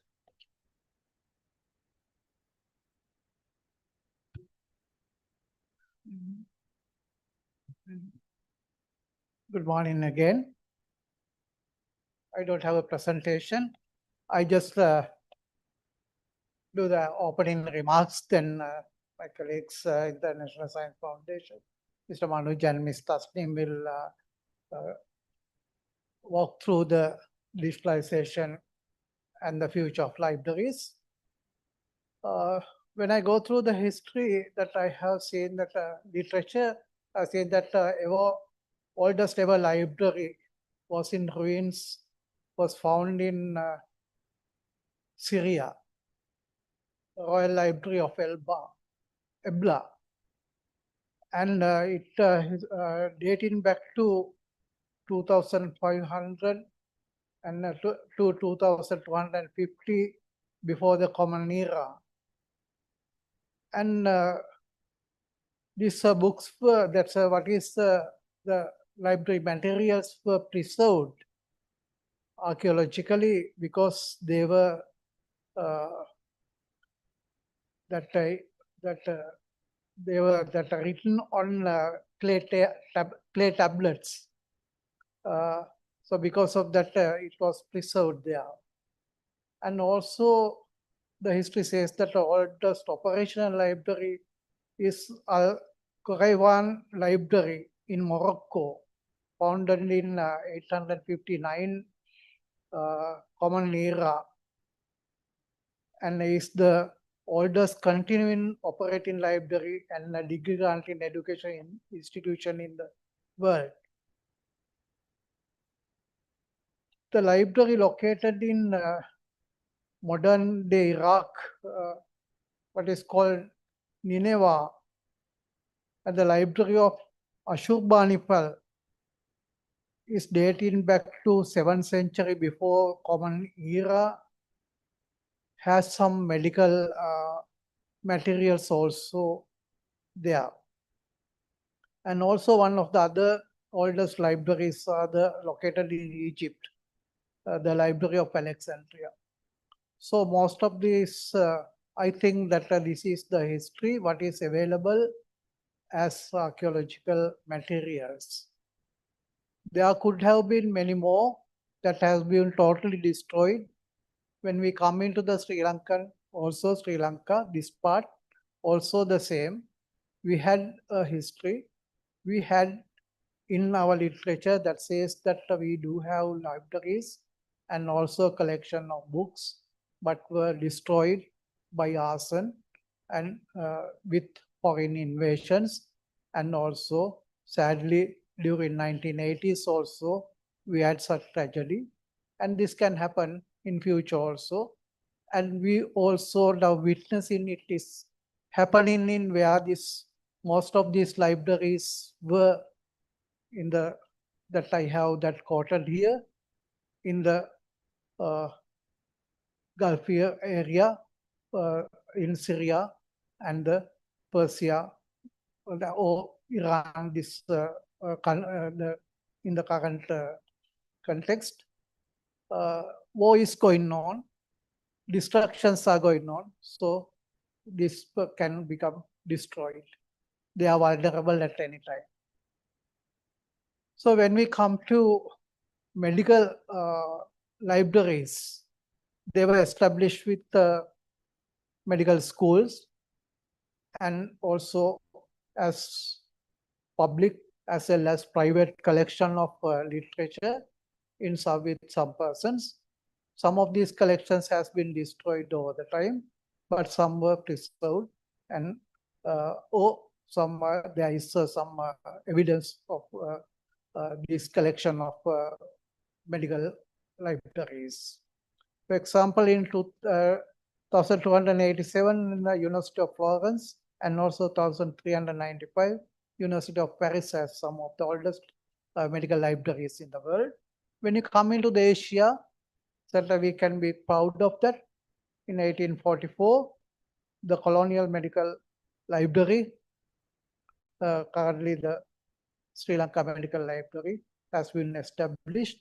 It is the oldest medical library in Asia, now 882 years old. So with all these things, we talk about digitalization. You know that some of the journals, medical journals included, peer-reviewed journals, are published totally online as a digital copies, no hard copies. So with that, what will be the future of the libraries with the hard copies with this digitalization? I see two aspects of that. One thing, digitalization is helping to preserve these valuable documents, valuable evidences that can be destroyed at any time. So you can make them digitalized, make it soft copies, archive them, and also it will help and it will ensure for the future existence, and also will ensure that accessibility from anywhere in the world. You don't have to come physically to the place. it will be available from accessible from anywhere in the world, and that will make the opportunity to many people can have the access to the same material. So because of that, these historical materials will be available for many people. And also it will be cost effective in long run to maintain and preserve these valuable historical documents. On the other side, when it becomes digitalized and also when the publications become non-existent physically and only just digital, so what will happen in the future to the libraries? Will these physical libraries will be a common practice or a place people will come and read the material and will come to the access to it. It is a debatable thing. Still that I think we are too premature to decide on that. And because with the human nature, we don't know what will be happening in future. But I myself feel that reading a hard copy of a book is much more convenient and much more comfortable than reading through a soft copy of the same material. So there is a difference that how we touch it, how we perceive it, how we grasp it. So there is the thing. But we don't know the future generation, how they will accept it and how they perceive it and how they treat it. So anyway, that as our president of the Sri Lankan Medical College told that it is not just a collection of materials. It is the history, it is that wealth, and it is the knowledge. So it will be that the hard copies, that the hard materials will be more important and also will be preserved and cherished. So because of that, it will be a valuable material. It will be valuable materials in future also. But digitalization will help them to preserve much more securely, making it more accessible to many people and will be cost effective in long run. So with that, I think that what the National Science Foundation is doing for this digitalization, you will get an update from my colleagues. So I remain here. Thank you very much. Thank you very much, Dr. Sudat Samarveera. Now, may I call upon Mr.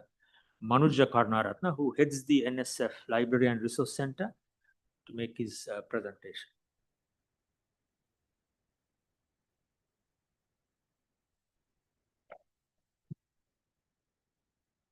Thank you, sir. Good morning, ladies and gentlemen. Actually, I'm privileged to have this presentation in front of you all today. I will brief my task here today to how NSF has been involving in Sri Lanka, preserving the knowledge of our professional researchers and some of many publications done in our Sri Lankan institution. So while I'm covering this area, my colleague Ms. Tasne will cover the practical and the practical demonstration of the resources what we have developed for the Sri Lankan community. In my presentation today is timely, very important, the history of medicine in Sri Lanka. The history will reserve with the archives of knowledge and sometimes the physical books. We found that many times some of historical documents cannot be used because of deteriorations of the documents. Even you can't turn the pages of that. That's why the digitization comes and start digitizing document to make available for the any people who are interested to capture those information. And also there is an advantage of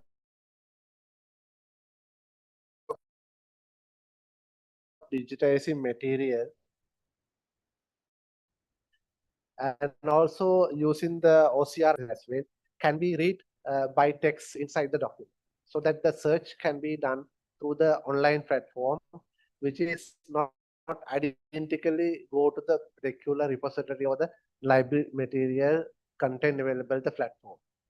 So if you search it from the Google, the content inside the document can be searched automatically. One, it is indexed in the international indexing platform like Google, Scopus, and so on.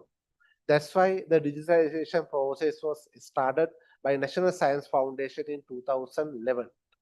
And we have come up with 25 institutional repositories developed under National Digitization Project. And we will show you how National Science Foundation has been working towards the digitization of libraries to enhance the access of the knowledge deposited in the university libraries, R&D institutional libraries, and the departments of important departments of the national government. So this is the library physical premises of the National Science Library and Resource Center of NSF. And our institution was established in 1968 as the National Science Council, and later it was renamed as the Natural Resources and Energy and Science Authority, well known as NARESA. It was established in 1988 by Act, and later it was reformed as National Science Foundation by the Act of 11th of 1994. So we are at the very convenient place in Colombo 7 in the Vidya Mavata, and we celebrate 58th year this year. So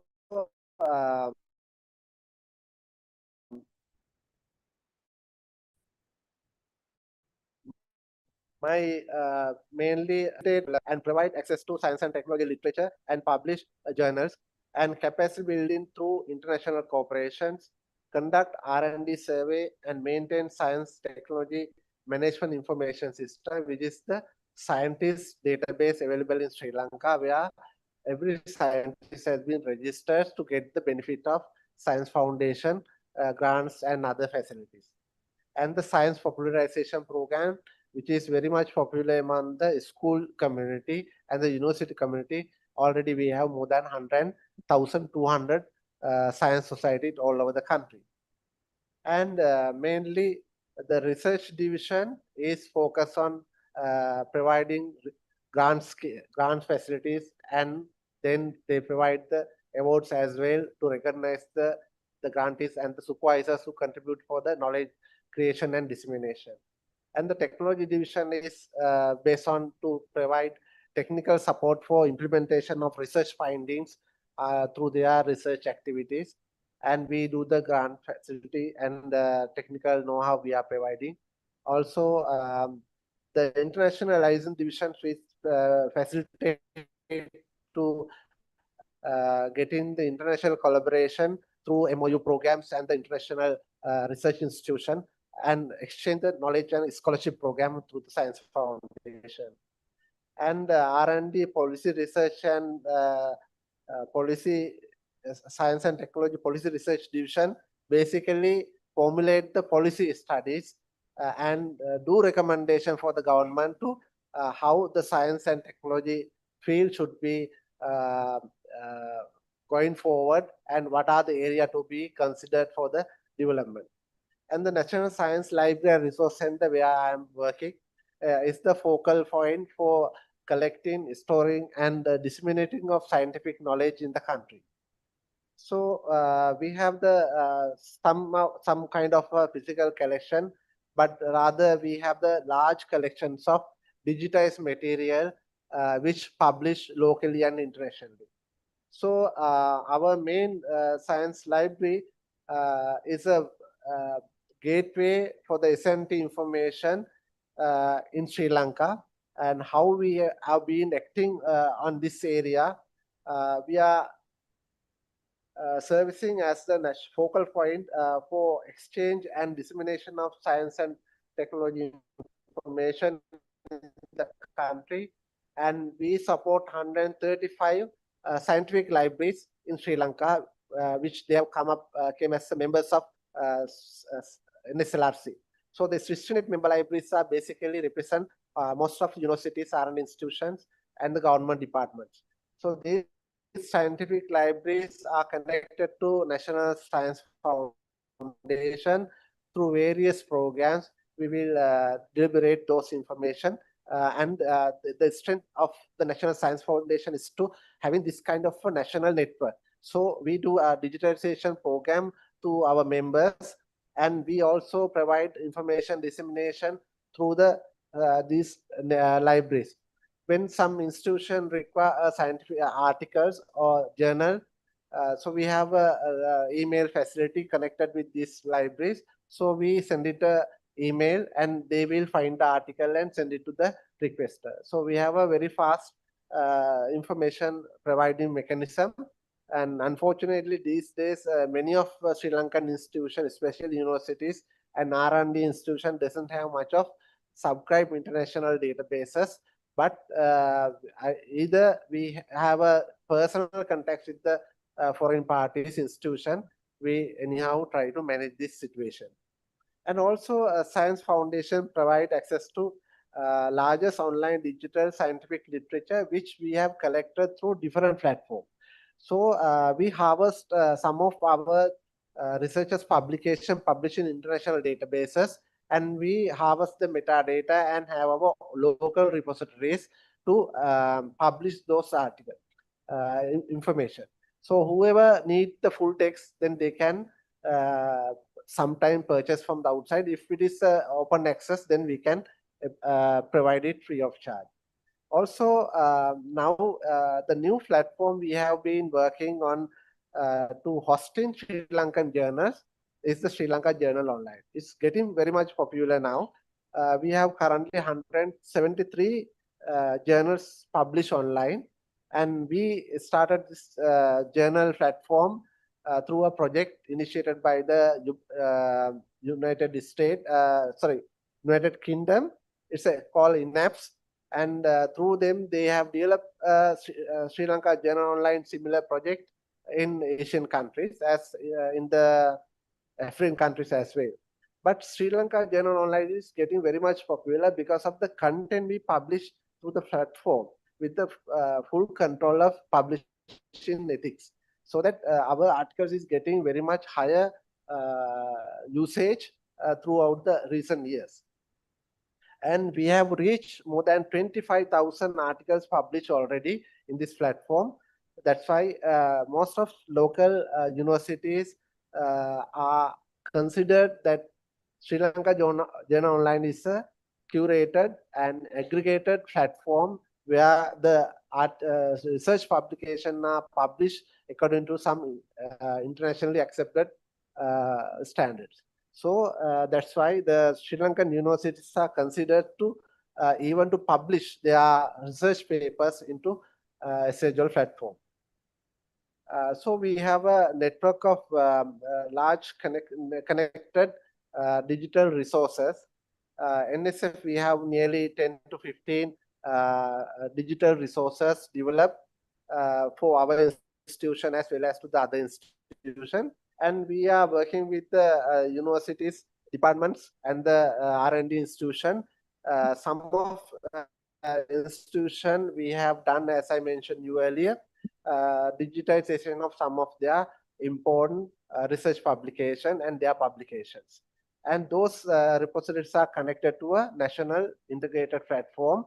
Through that, you can search those material. Even Sinhala, Tamil articles also digitized, and we have included those articles with the metadata in English language, so that the searching of keyword using the important articles can be found through this platform, integrated platform. Even not necessary, sometimes if you go to the Google, and you will directly can search it from the browser. When you search the keyword, the match keyword will be directly connected to our full text articles in the internet. So main objective of our division is to be a catalyst for the science and technology information dissemination in the country. So most of our partner institutions are willing to support from NSF, especially for international subscriptions, subscribe database, because the country has lack of financial investments, especially through the government bodies, to have a multiple subscription by multiple institutions. So as we have proposed the government to have a national consortia to implement to access to all the institution. Currently, the University of Grant Commission have one consortia, but it is limited to the 18 universities managed by the UGC. But through the NSF, we are supposed to provide this access to all the state universities, non-state universities, R&D institutions, and the departments. Also, if somebody walks into National Science Foundation, we give the free access to anybody who walk into our library. So, and we provide technical services and training conduct for the librarians in our member libraries to adopt the new technology. And also NSF website and NSRC website function as the central hub to access to those information. So those are the main our objective of the library, and we develop several services. Some of the services we do for the our member libraries.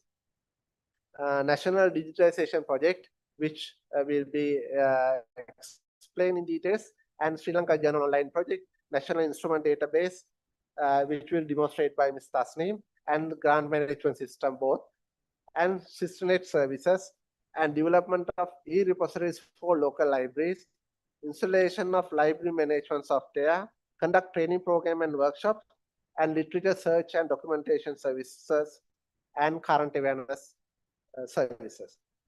And we have a large collection of digital repositories and contents. And one is the NSF Library Catalog and NSF Research and Technology Grant Database, which include all the 2,200 plus full text document and final reports of the NSF grants. And all the NSF application also available in the online to access free of charge. And NSF and other institutional digital repositories we hosted after developing these repositories. Some of institution, they don't have the capacity to maintain the repository on an online platform, so that we do have our internal infrastructure of hosting and maintaining this facility. So I think nearly 12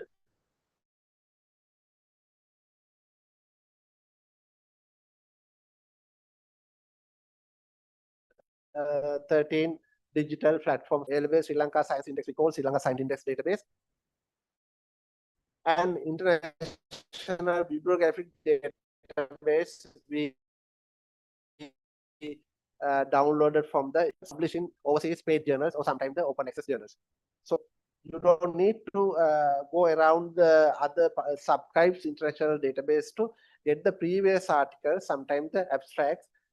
You can use NSF to just to find the where are the articles are available, so that preliminary support can be given from NSF. And the collection of local and international publication also, we have physical and digitized collection. And catalog of NSF is providing basically we don't provide access to take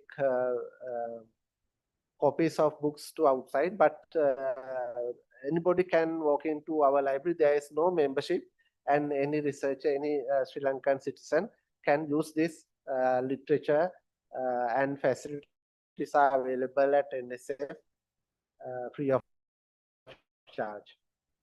And we do have a e-repository which has developed digitizing most of our available are not digitized because of the authority controls, and because some of documents cannot be digitized if the publication age was beyond 64 years. After that, the institution had the rights to digitize the material without the consent of the publisher. And we have our own publication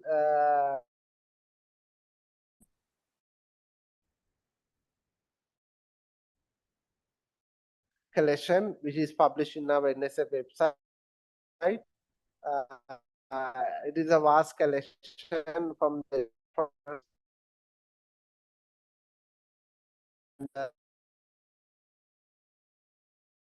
publication.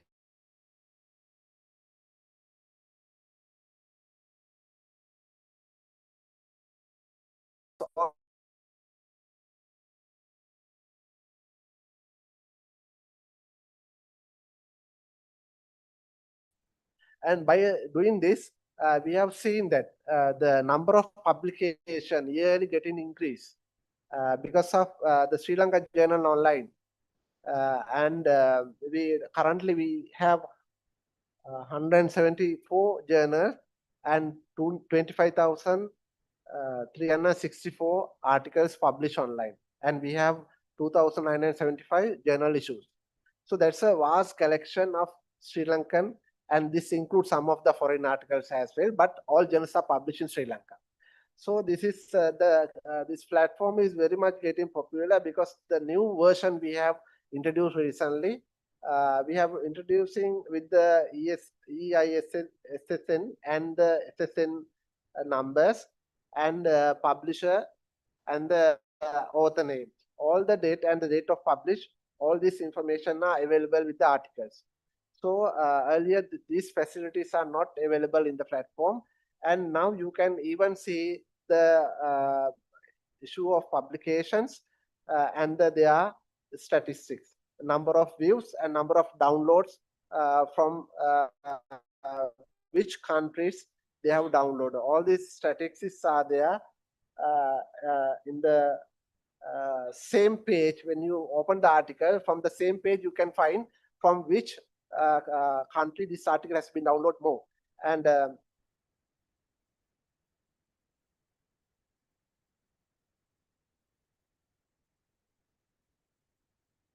you go to presentation mode?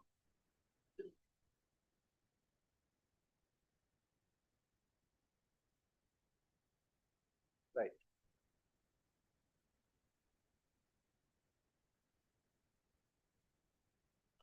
So Sri Lanka Journal Online is now how much we are spending for this maintaining this platform. Earlier, actually, we paid nearly 3 to 4 million. Now we are nearly spending 15 million per year. It's a big amount. So why it's important for Sri Lanka? If you want to develop the science, and if you want to promote research, if you want to encourage researchers to their publication to reach the destination which they expect, and if the global community has the access to this publication, that's why NSF is investing of so much of money. Convincing is very difficult for the government, but the management and the board of management has convinced, and we have got the approval sometimes, but still there are limitations of getting those funds to implement, continue at that scale. Because every journal we spend nearly $120,000 rupees per annum. So far we have not charged anything from the journal, but I don't know future. So this is the progress of the journal publication process for the last nearly 20 years. Nearly 20 years. And now last year is the journal platform statistics. Journal published in 2025, 277 journals, and journal articles 2,130 journal articles, and you can see the downloads. Last year itself, 2025, it's 8 million has been viewed, and more than 1 million articles downloaded from the platform. That means the Sri Lankan scholarly publications are well accepted by the globally. So that is why we see these statistics like other countries. Bangladesh and India also have a repository kind of this, but we have not seen that kind of a usage by the global community. So our research publication are very much accepted in the global standards. So we encourage the researchers to use this platform to refer and publish their articles. And these are the sum of statistics in the 36 countries, but we got the 203 countries statistics this year, but only I presented only 36 countries. And the digitization project, what we propose to this institution also, we'll elaborate a little bit here. The digitization is a very important to digitize and preserve the important document available in the library. So we did this project, as I mentioned you, selecting this institution from the participating institution, 25 participating institution covering universities, R&D institution and the government departments. And we digitized nearly 3 million of their publications and developed 25 institutions and published 96,000 articles. So these are the sum of repositories hosted in our server, and others are hosted in their own institutional servers. And these are the statistics of publication during the project period. And we spent nearly 110 million to complete this project during 8 years. So central government funded for this project. And now we don't have the funding of digitizing, so that we undertake consultancies and do digitization and the library automation projects on consultancy basis. If government is willing to support, we can again start on installation process free of charge. And these are the number of articles published online by institution. And Central Environmental Authority and the NSA with the largest collection. And Central Environment Authority has the highest usage than NSA, because their collection is very much big, and there are a lot of research and publications available due to the nature of their business. And we did had some of the publication of foreign databases. Currently, we have only the tail, and the rest of the things we don't have currently. And we are working on to establish a national consortia again with the request of the community, our library community, and we are working on that.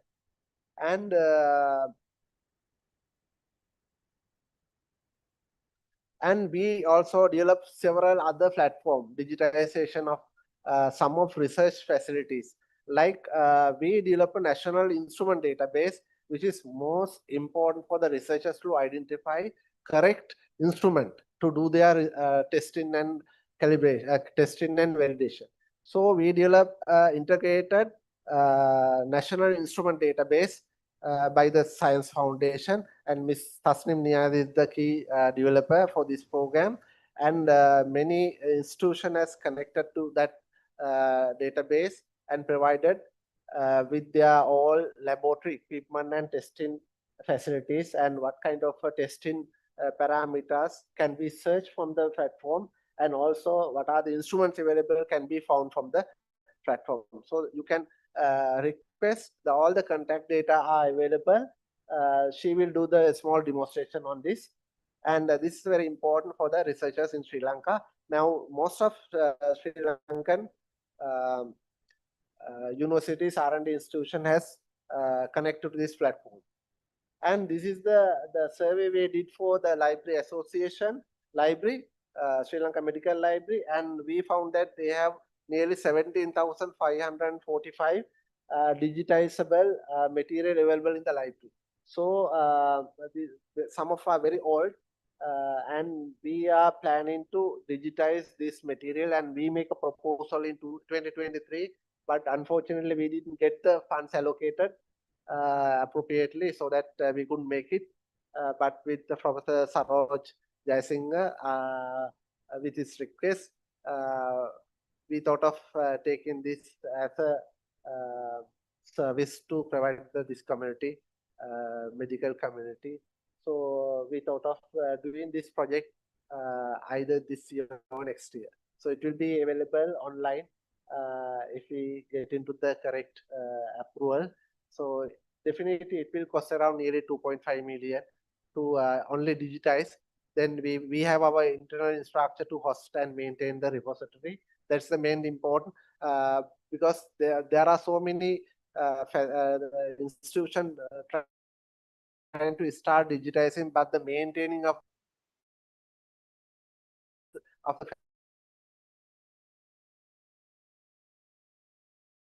the issue. So we take care of digitizing and the hosting of those information with NSF to get this facility access and promote within your community and your students, and we always support this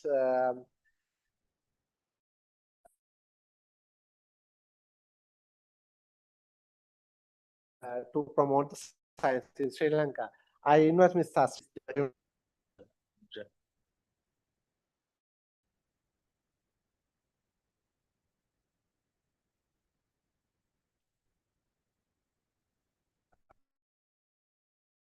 Name is Tasneem Niaz, the information for a short presentation. Thank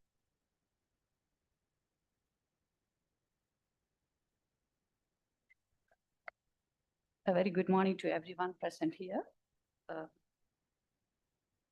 It's my pleasure to welcome to this demonstration session on the National Science Foundation digital resources and the overview of the key databases and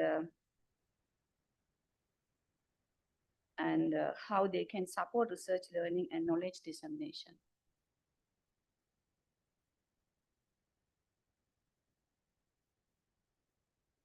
So NSF digital resources, already Mr. Manager explained Sri Lanka Journal Online, Sri Lanka Integrated Research Information Platform, Vidikata, and NSF e-repository, NSLRC catalog.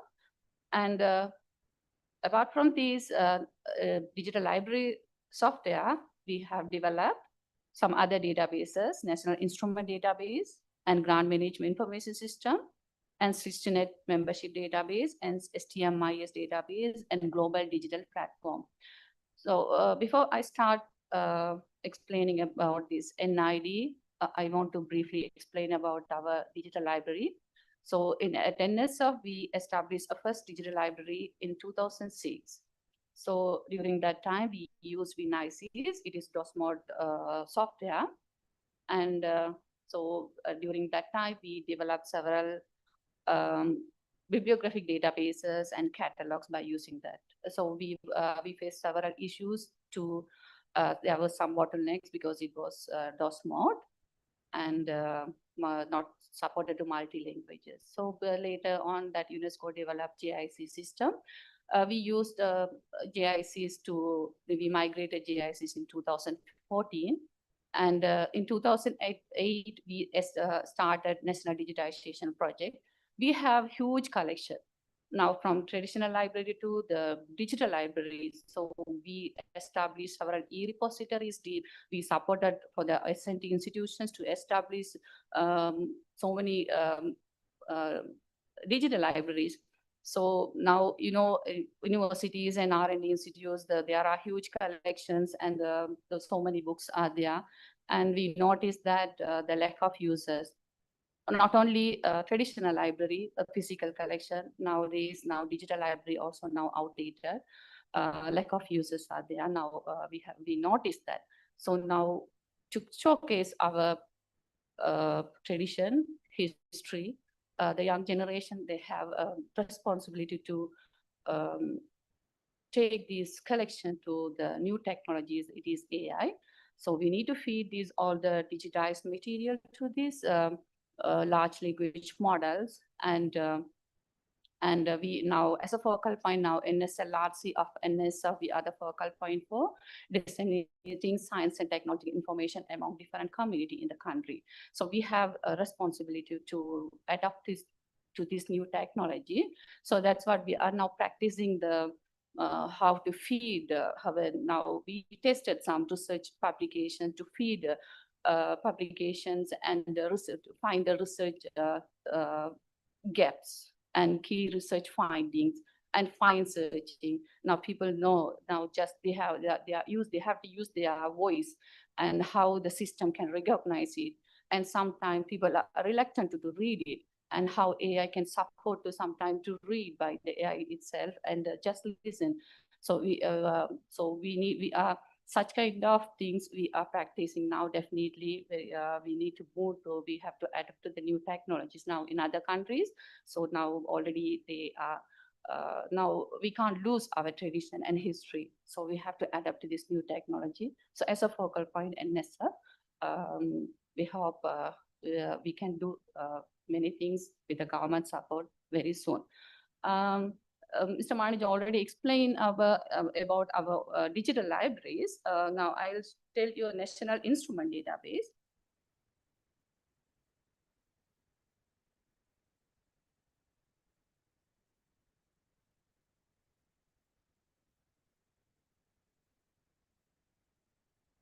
A national instrument database is the platform to catalog high-end instruments available in R&D institutes and universities to support for the for resource sharing.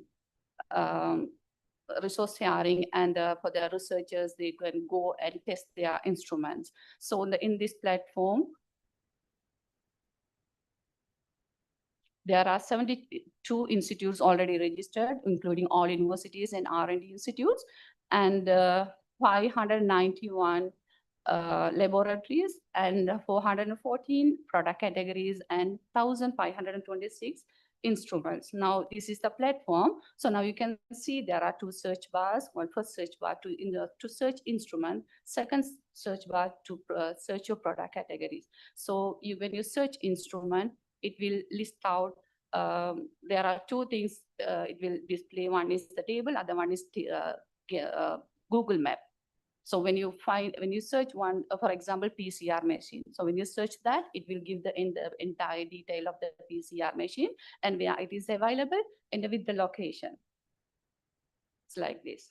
Now when I search this real-time PCR machine, PCR system, where it is available, and what is the product category, and some private organization, they add their service charges and basic function of these instruments, and basic information of the instruments, the catalog and the model and manufacturer and year, everything, and after that contact detail, product category description and specification and feedback. It will show like this. When you search instrument, and one side is the detail of all the instrument, and the other side is the map it will show. So the main purpose is to find the closest or nearest location where you can go and test your instruments. And product category search is there, for example, if you have a water sample or the sewage or pharmacological or food. So whatever, if you want to test the sample, where you can go and search your product category. So that option also available in National Instrument Database. And also now we are going to integrate instrumental care, the high-end instruments. We know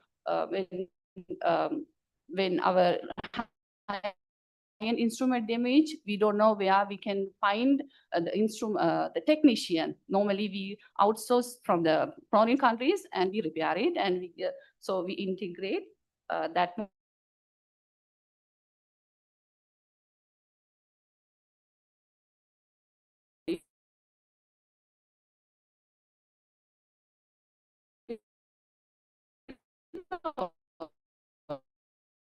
or the grant scheme, and there are 18 grant schemes available at NSF. Now we already developed 2 grant schemes. On one is postdoctoral research fellowship and competitive research grant scheme, and also the Shastra Award. 3 components we already developed, and you can apply through this online system. This is the GMIS. The URL is gmis.nsf.gov.lk. And the last one is global digital platform. It is connecting the expatriate with the researchers and students and all other communities from the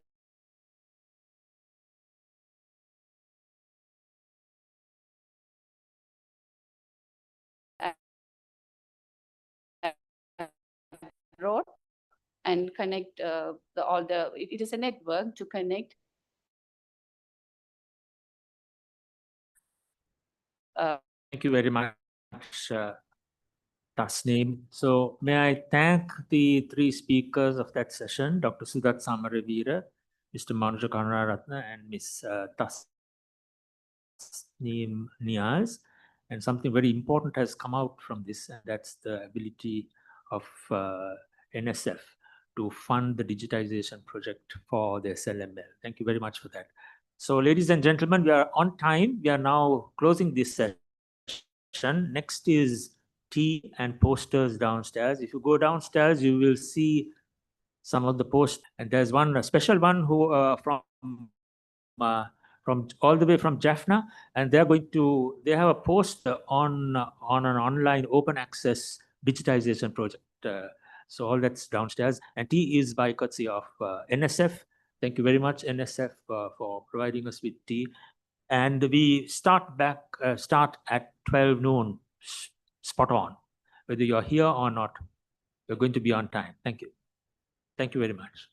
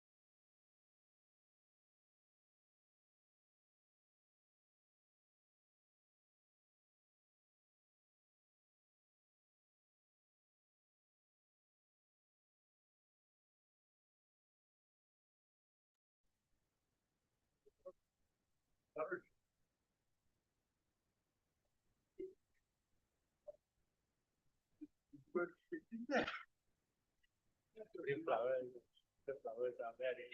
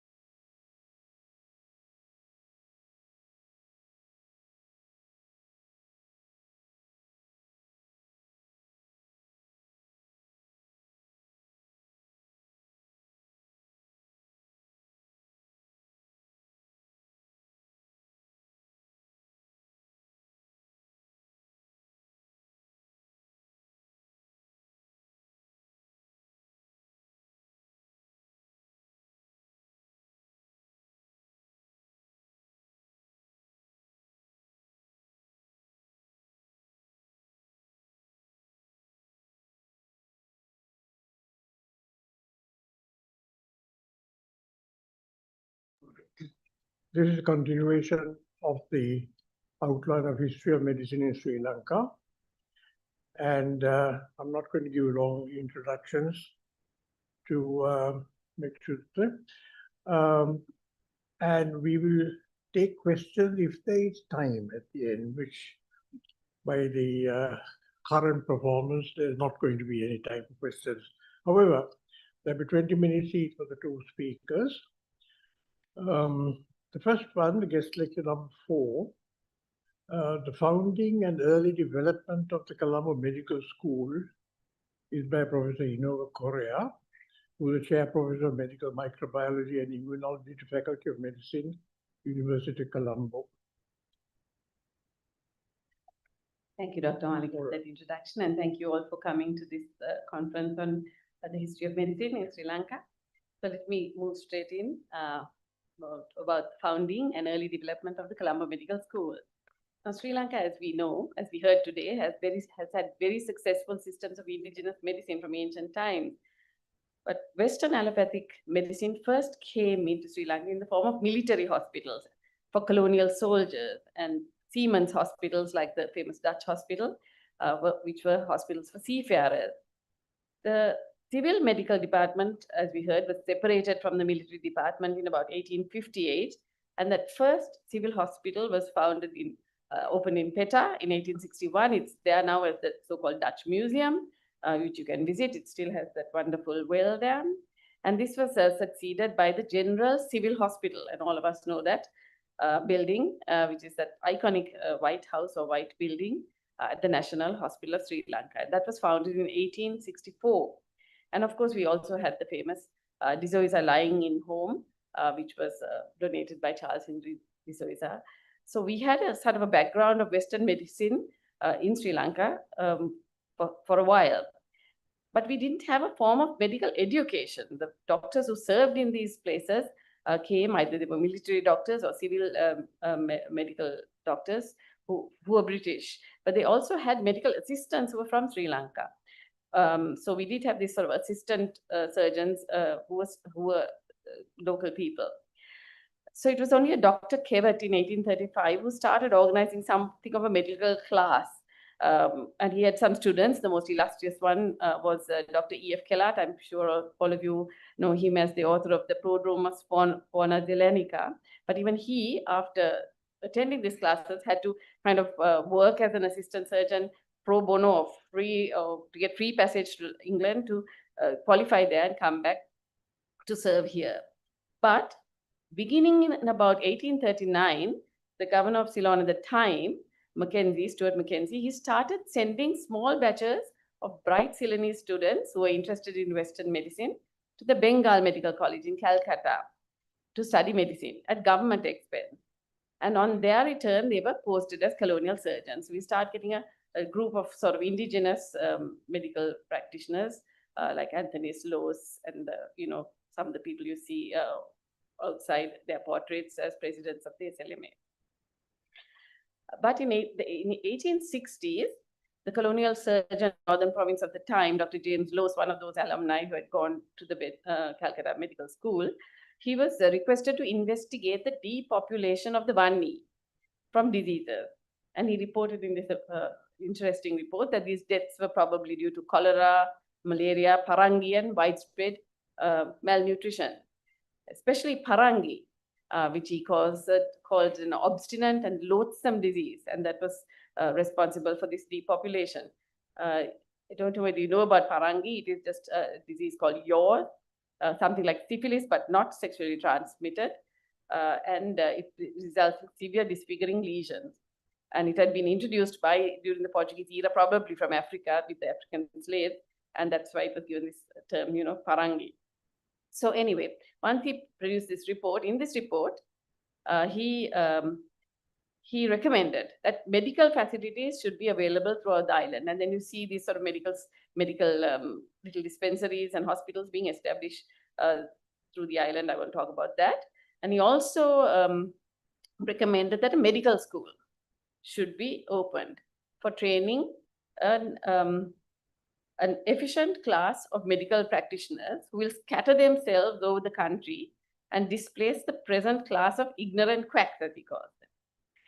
So the Colombo Medical School was thus inaugurated on the 1st of June, so that's today, the birthday, our birthday, same as the SLML birthday, 1870, by the then Governor Sir Hercule Robinson at the female surgical ward of the General Civil Hospital, which at that time was only 6 years old.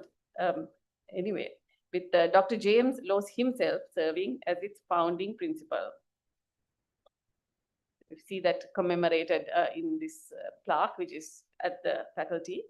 And that's Dr. James Lowes when he was young. And here we have a bust of him again at our medical faculty, overseeing us to this day. So it was it was considered a very small elementary school. And in the first prospectus of the school, it's of 1870, it states that the Colombo Medical School is designed to impart to native youths of this island a practical, sound, and safe knowledge of medicine and surgery, such as will enable them to engage in private practice or fill subordinate posts in the public service. There were only 3 lecturers, including the principal, Dr. Lowes, and all of them were doctors from the Civil Medical Service serving at the General Civil Hospital. So Dr. Lowes taught physiology and the principles of practice of medicine. Dr. Andre, he taught anatomy and surgery. And Dr. E.L. Koch taught materia medica, which is a forerunner, I guess, of pharmacology and midwifery. The course lasted 3 years. And in 1873, it was extended to 4 years.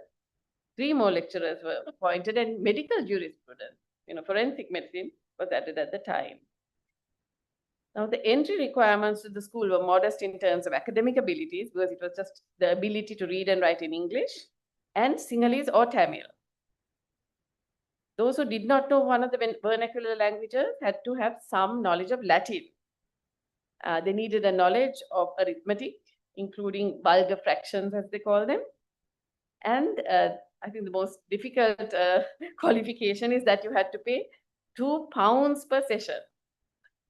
which must have been a huge amount of money at that time. So you read about the people who really wanted to get in this medical school, but they couldn't afford it. The medium of instruction, of course, was English as it is today. But they did say that some of the lectures were in Sinhalese and Tamil. I read that somewhere. So, so as I said, it started at the female surgical ward of the General Hospital. I think that's what 20 somewhere there today, with just 25 students.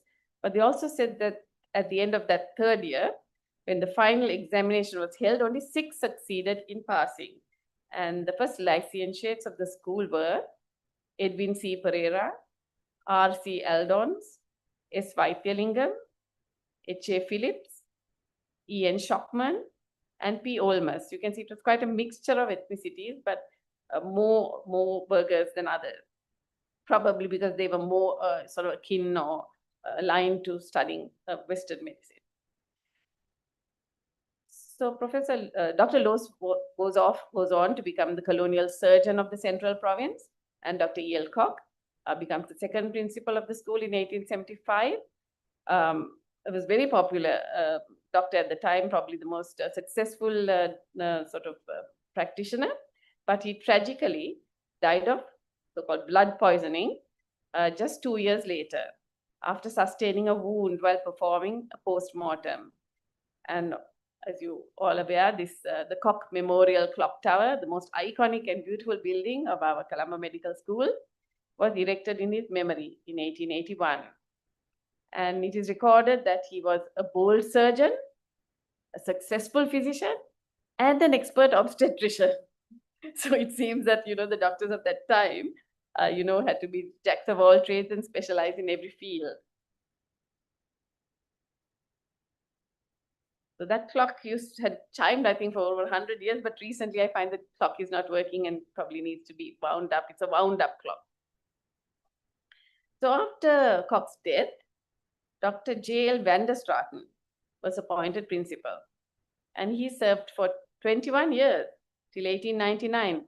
But it is strange to say that his portrait does not hang at the faculty today, and his name is largely forgotten. So I'm trying to sort of lobby to have his portrait put in there, because he served longer than Loos or Koch, whose portraits are very prominently displayed there.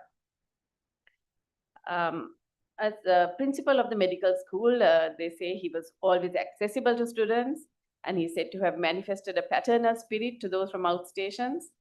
He wrote a book on the diseases of children, which greatly enhanced his reputation, and even contributed an article on the medical history of Ceylon to the Journal of the Royal Asiatic Society.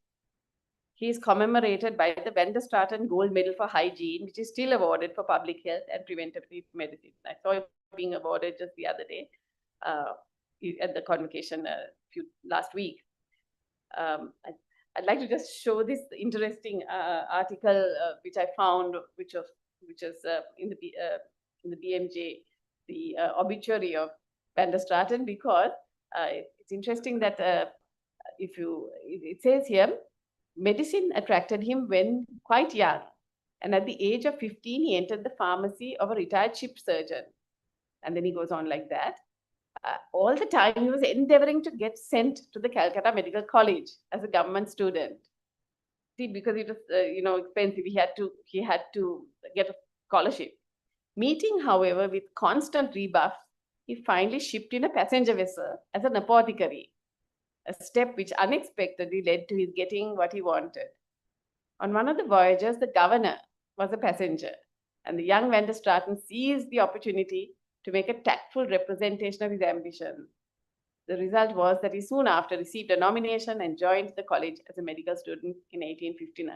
So that's a success story there. Maybe that's what made him so kind to the medical students under his tutelage. So the medical school obviously was still running at the civil hospital. It had no home of its own. But in 1875, the block of land on which the Colombo Medical School now stands was gifted to the government by a philanthropist, Mudli of the Governor's Gate, Samson Vijayagunaratne, and Yabru Rajapaksa, JP of Thailand, of Ceylon. His portrait still hangs in our senior common room. And the Governor, Sir William Gregory, alluding to Mr. Rajapaksa's act of generosity, states, but it would be wrong in me, were I taking credit to ourselves on such an occasion as this, to pass over the name of a gentleman who has acted with such liberality as the one I now see before me. I mean, Mr. Samson Rajapaksa. And there's a great applause. This he has done by the presentation of a most valuable and suitable site for the school. And that is also noted in this plaque at our medical faculty. Other local philanthropists like Mr. C.H. D'Souza, his son, Mr. Susu D'Souza, Mr. J.W. Charles D'Souza, Simon Fernando Vijay Gunaratna, Muhandaram, and Mr. Vimalak gifted money to build and equip the Colombo Medical School. And one of the first blocks of buildings donated by Mr. Susu D'Souza housed the Colonial Medical Library, which we are celebrating, the birthday of which we are celebrating today. And it was in this building. And also the Pathology Museum and the Biological Laboratory were in this museum, were in this building, which is no longer there. It was only later that the colonial government started constructing buildings, beginning with the oldest building that is there to date, which is the anatomy block of 1913. And you can see, there are footprints of the buildings slowly coming up, physiology, then the pathology building, and the admin block through the years. In the early years, the college was run by a principal and the Ceylon Medical College Council, and the standard of medical knowledge was considered to be as high as those of the provincial medical schools of Great Britain. And from 1888, licentiates of the college were entitled to append to their name the 3 letters LMS, standing for Licentiate in Medicine and Surgery, and Queen Victoria and her Privy Council granted full recognition to licentiates to practice in Great Britain. And by 1905, the teaching force had risen to 32 professors and 120 students. And in this particular document, a medical tour around the world, it states that the standards for admission and graduation correspond with those of the medical schools of the United Kingdom. The fee, meanwhile, had gone up to 800 rupees. Right. So there was a lot of sort of publicity and praise of the medical school, like in this, I think this was a lunch by the Ceylon branch of the BMA to host, to felicitate William Kinsey on becoming a sir. And there also he has referred in terms of high praise to the Ceylon Medical College, without which he said it would have been impossible to carry out the extension of the medical department. But it was not very easy being a medical student at the time, because these are kind of, numbers of studies that you had to do. There were 420 lectures for the first exam, 850 for the second, and 980 for the final. I don't know what the medical students did other than attending lectures. And they were compulsory. And they also had to attend a course of 12 lectures on insanity at the lunatic asylum. And discipline was also very strict. There was a regulation that singing, shouting, and other disturbances are strictly prohibited within and in the vicinity of the college. And any student who violates this rule shall not be permitted to continue his course in the college for the session. So I'm glad those rules don't apply anymore. And these are the kind of exam questions that were, that had to be answered by students at the time. So after the first principles, so these are the first 3 principles, we'll move on. We're quite progressive, because we admit our first women in 1892, and the Ceylon administrative report say, in anticipation of the admission of female medical students, the government authorized a separate dissection room for females and separate tutors and the reading room. And then the next year it reports, the medical college opens its summer sessions today, and 2 young ladies, Mrs. Keat and Davidson, will be admitted as students for the first time in the history of the college. However, it seems that these ladies did not complete the course, and the first female licentiate was a Miss A.D. Boer, who went on to head Lady Havelock Hospital for Women and Children, which is now the Lady Ridgeway. And we had further lady doctors, Sybil Ebert, Claribel Van Dort, etc. And here's Rachel Christoffel, who often worked at the Women and Children's Hospital. So later on, after Van der Straten retired, it was decided that the principal civil medical officer would be the sort of ex officio principal. and the day-to-day running was done by a registrar.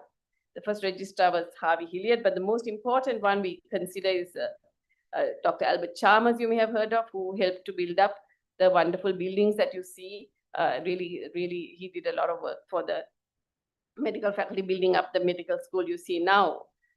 Some important lecturers at the time include Dr. W.G. Rockwood, Sir Marcus Fernando, Dr. Lucian de Silva, who owned Tintagel, Dr. R.L. Spittle, the famous weather expert, Dr. Gavin Mack, Professor Aldo Castellani, who discovered the cause of yaws, Treponema pertenu, and Dr. Lucius Nichols, who diagnosed the first case of melioidosis in Sri Lanka. So this is a letter, you can't see it very clearly, but I found it in the archives where they are requesting a rise in their salaries to correspond with the European lecturers. And you can see all their wonderful, their signatures down there. It's a lovely historical document. I couldn't help but, scan it for my interest.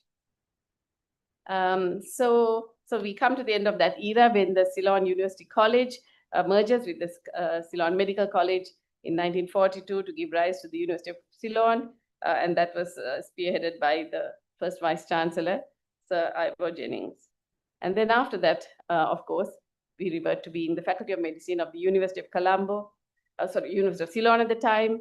We award a MBBS. We are headed by a dean, and here's the first dean, Professor W.A. Karunaratne, followed by Sir Nicholas Artigala, and later by Professor O.E.R.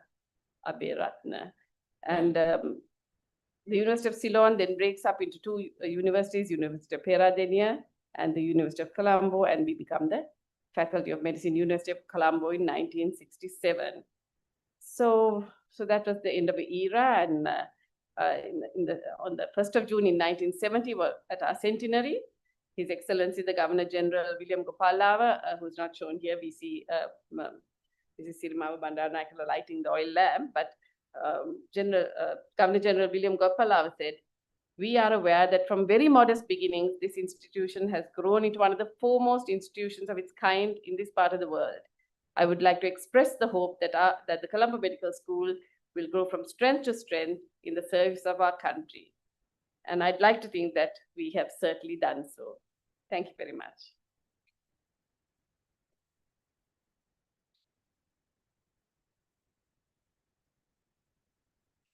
Thank you, Inoka. Thank you very much.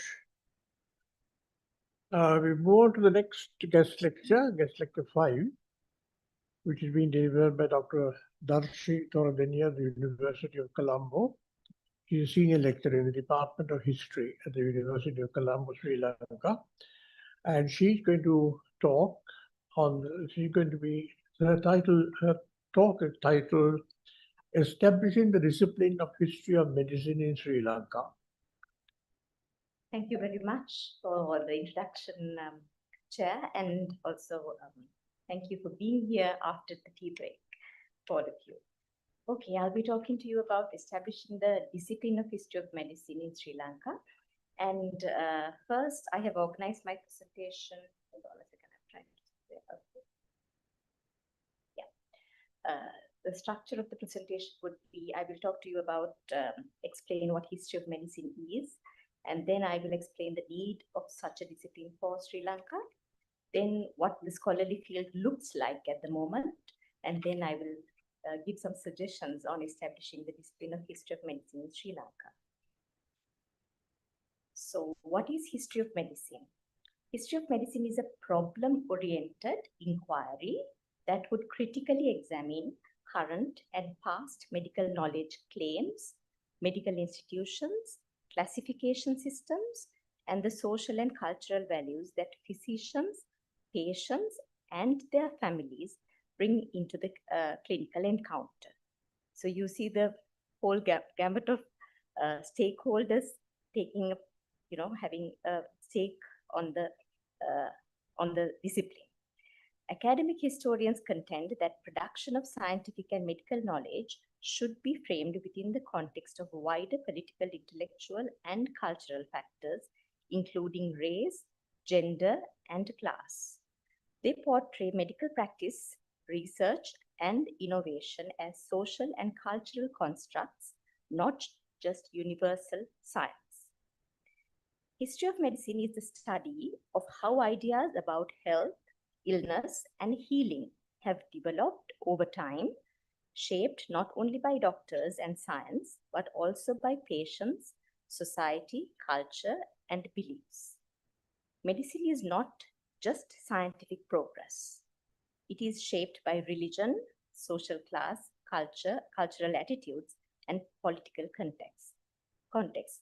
Of course, listening to all the morning presentations, I'm sure you got that idea from different speakers. And specifically, historians describe history of medicine as the study on how medical knowledge, practices, and institutions are shaped by authority, power, politics, and social structures, not just scientific progress. David Arnold is the one in the picture. Studying history of medicine in colonial India emphasizes how colonial contexts shape the medical knowledge and public health, how state policies, military needs, and imperial priorities influenced what counted as legitimate medicine and which diseases were prioritized. So just Professor Enoch also highlighted the fact that about quacks. So see how the knowledge becomes power. Yeah. Then we will move on to why history of medicine for Sri Lanka. Physicians and civil servants interested in past medical and healthcare systems have recorded history of medicine in Sri Lanka, which we have seen over the morning presentations. Historical inquiry and academic history writing methods should be applied to past medical knowledge and healthcare systems to write an academic history of medicine in Sri Lanka. By establishing the discipline of history of medicine, we will be able to have a critical understanding of the public health system in Sri Lanka, which is essential to address existing challenges while transforming the healthcare system into a more just, and Sri Lanka's ancient medical knowledge and healthcare systems will create new possibilities.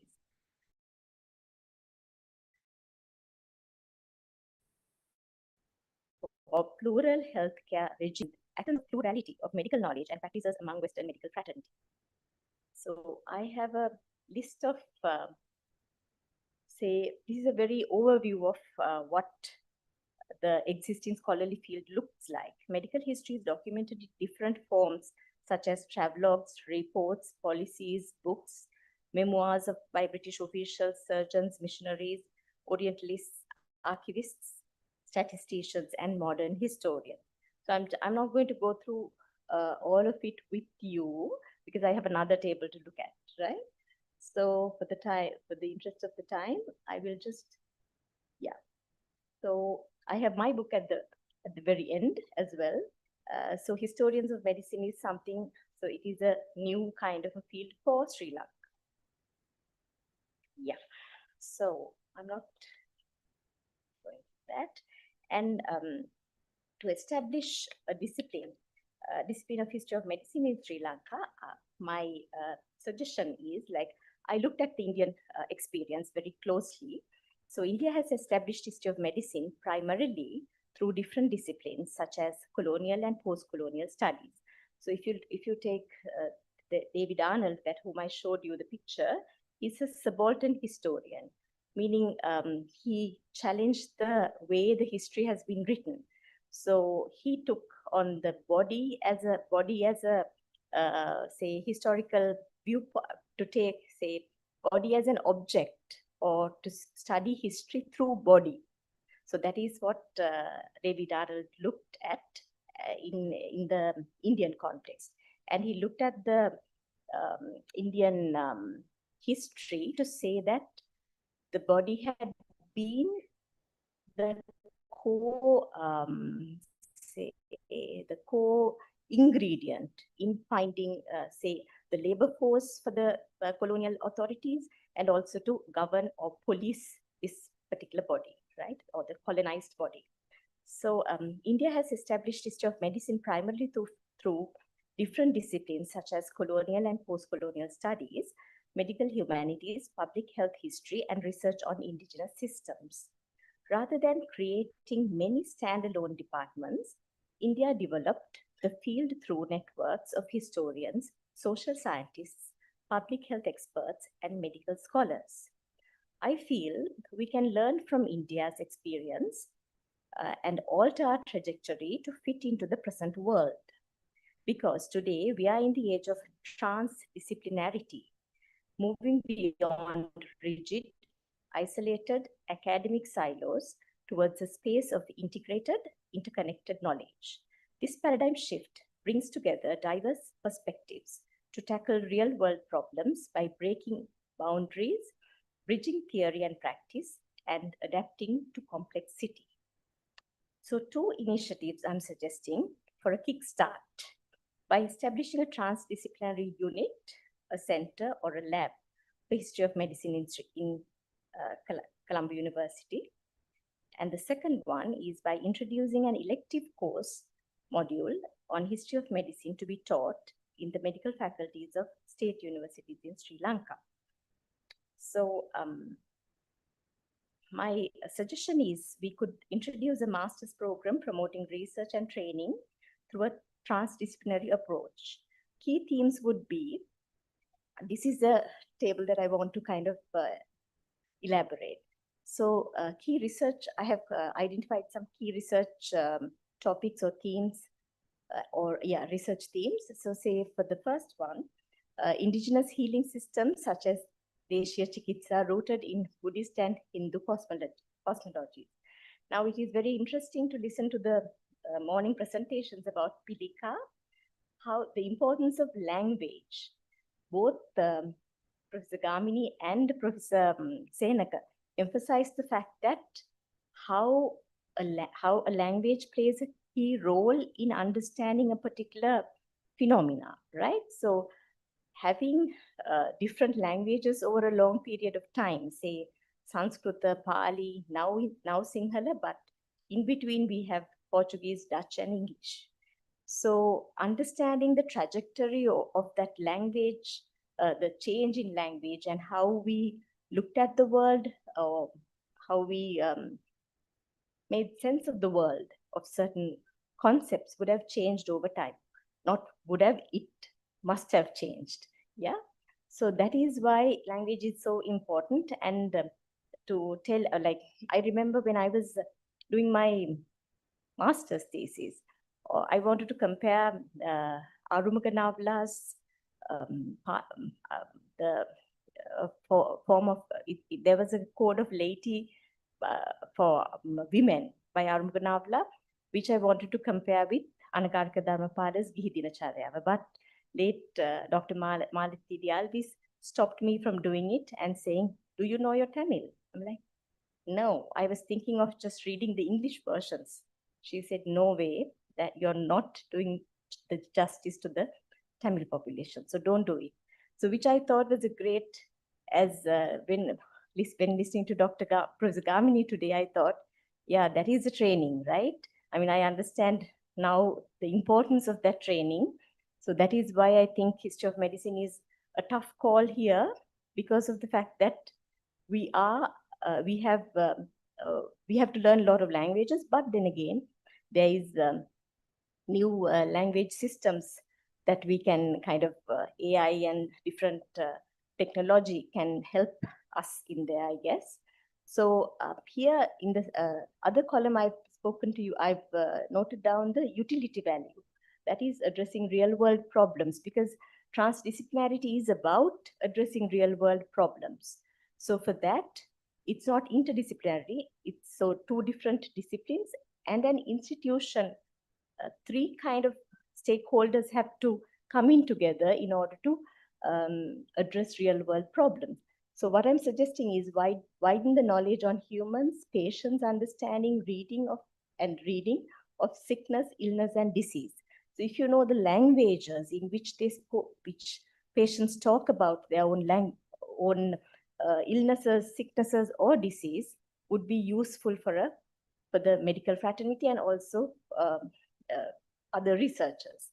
And Western medical knowledge as modern science. Then again, we spoke about this, how what is modern science? Is it, I mean, what is the science we had before the Western influence?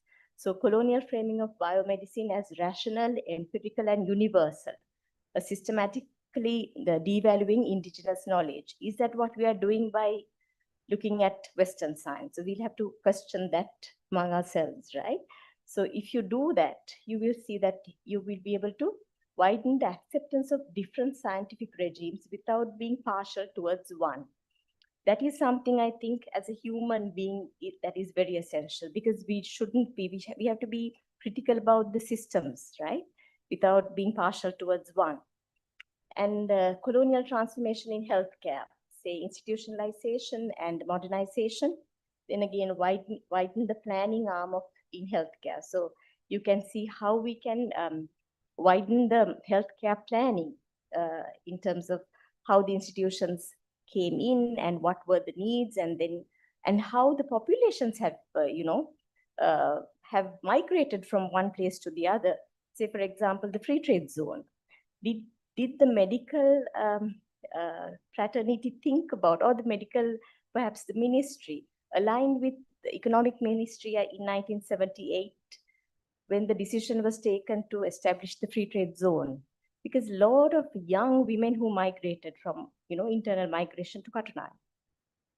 So the problems that could arise, those are like, things that we wouldn't, unless you being critical about the policies, you wouldn't see it.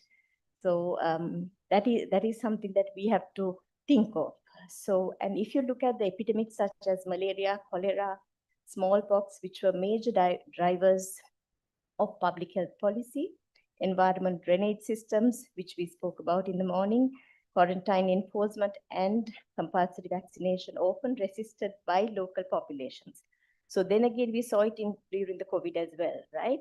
So what is the decision? Who takes a decision about who would be given the vaccine first, right? Then again, it is a very informed decision, I guess.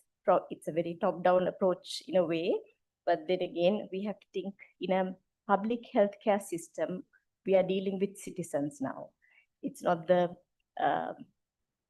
people or the colonized population we are dealing with. So things have changed. So knowing the history would be useful for us to understand and perhaps come up with better solutions. And development of the modern health systems, hospitals, and medical education. I'm glad to see the question, Professor Correa, in the, the questions. It's a really interesting study would be, right? To see how the questions are framed and how are we dealing with the AI now, right? The doctors are also affected with AI systems. So we'll give insights for curriculum revisions in medical faculties. It is essential to align global health needs along with local epistemes. So what is our knowledge about body, health, and perhaps, about longevity also. How would you want your old age to be? Yeah, these are decisions I think we have to think again. Post-independence healthcare, national pharmaceutical policy, expansion of free universal healthcare, nationalization of drug supply, and work of Professor Senaka Bibile and perhaps Dr. Siva Chinnathambi. So such people, I mean, they are like pioneers in their own fields. So widen the understanding of public health as a social contract between the state and citizens. I think that is something the medical curriculum does not address at all, because they don't have that understanding that you are dealing with a patient, of course, but a citizen of Sri Lanka. Yeah. So insightful for young policymakers to help think out of the box to find local solutions that suits this island. I'm referring to it as the island because island has its own different mentality that we have to deal with. So global health linkages, WHO, and recognition of the Sri Lankan paradox, low cost, high health outcomes. Identifying potholes in the public health success story. We are very proud of that public health success story. Yes, hats off to the medical fraternity. So we can still improve the public healthcare system. So that is why I think if you want identify the research themes, you can always look at the way in which we can improve the system as well. So that is my suggestion for the transdisciplinary lab. And then introducing an elective course on history of medicine. So elective course module should be developed covering above mentioned key topics. This course module should be offered to undergraduates from faculties of medicine and arts and humanities to be learned together in the same class. This initiative could be piloted at Columbia University once the academic calendar is aligned in year 2027, hopefully. Institutionally, I'm really trying to do that. Let's see. Institutionally, we could rope in a wide range of collaborators, such as the Sri Lanka Medical Library, yes, the Department of National Archives, the Royal Asiatic Society, National Trust Sri Lanka, UNESCO, and the International Council on ICOMOS Sri Lanka as well. So we can all work together in kind of, we have to rope them in, I guess, to develop the discipline of history of medicine. This kind of model that would help to bridge the gap of fragmentation between humanities and medical sciences, because medical and health sciences are essentially dealing with humans, and in Sri Lanka within a public healthcare system. That's about it. Thank you.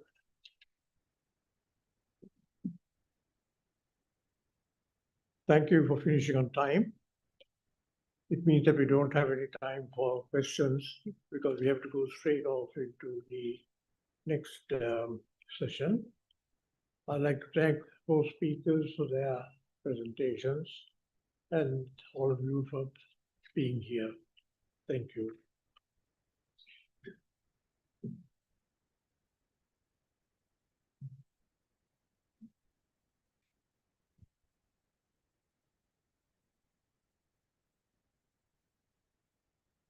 Ladies and gentlemen, we shall now proceed to the panel discussion.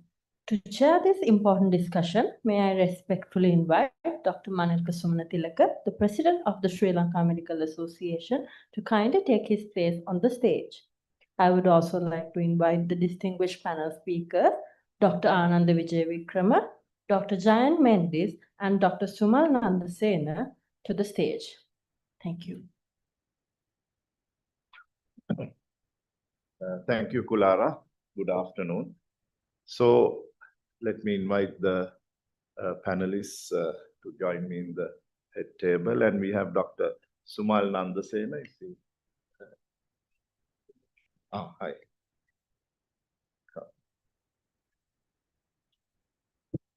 So we have an interesting, going along with the theme, history of medicine. We have 3 institutions, century-old institutions that we are going to talk about, in which has taken a center stage in the health services of our country, which were initiated exactly 100 years ago. That is the Infectious Disease Hospital and the Mental Hospital Angoda and the Kalutara Health Unit, which is called as the National Institute for Health Sciences now. So we have 3 eminent panelists, Dr. Ananda Vijayavikrama, Chairman of the National Medicines Regulatory Authority and Senior Lecturer at the Faculty of Medicine, University of Moratuwa. But before all this, he was the Senior Consultant Physician at the National Institute of Infectious Diseases for a long time. And then I think he's the best person among us to speak about the Infectious Disease Hospital. And we have Dr. Jayan Mendis, a prominent Sri Lankan psychiatrist and a former director of the National Institute of Mental Health. And he has played a key role in transformative modernization of this institute, during his tenure. And I have Dr. Sumal Nandasena, senior lecturer in community medicine at Sabaragamu University. He was at the National Institute of Health Sciences, which is the Kalutara Health Unit, which you are talking about, the new name, from 2007 to 2018, long period, 11 years. And he will be discussing about the Kalutara Health Unit and its history. So let me invite Anand, Dr. Anand Vijay Vikram, to start the proceedings by going through the Infectious Disease Institute history. Good afternoon, Mr. Chairman. First, I would like to thank for giving me this opportunity. My topic given was from Infectious Diseases Hospital, National Institute of Infectious Diseases. I have named it as Fall and Rise of IDH, which will be apparent why we have named. We all know in 1800s and 1900s, the infectious diseases played a key role in the health sector, and it was a common problem. Things like malaria, diarrheal diseases, smallpox, chickenpox, cholera, leprosy, and so on and so forth played an important role in the health sector. And to add to that, some of these illnesses were transmitted to Sri Lanka from other countries, brought through sailors. And we had several infectious disease hospitals. The administration reports, which were prepared and submitted to the British government, had the separate section on the health department, public health department. And this is the report on 1996, which mentions about 10 notifiable diseases, which includes cholera, plague, smallpox, cholera, diarrhea, typhoid, scarlet fever, diphtheria, and so on. And smallpox was they say removable, compulsorily removable disease, which means the patient should be removed from wherever they are and isolated separately. And plague, in that year there was no plague, and other infectious diseases. And this notification has started with a proper form in 1903. And these were the notifiable illnesses at that time, chickenpox, and with the numbers in 1906. And you can see the smallpox. There were 77 cases admitted to the infectious disease hospital, Kanatte. It was in 1906. Of these, 27 were sent by port surgeons. So 27 out of these people have come from other countries. And there had been a separate report in this from the director or the medical officer in charge of the infectious diseases hospital. So much was the prominence given for the infectious diseases and the infectious disease hospital at that time.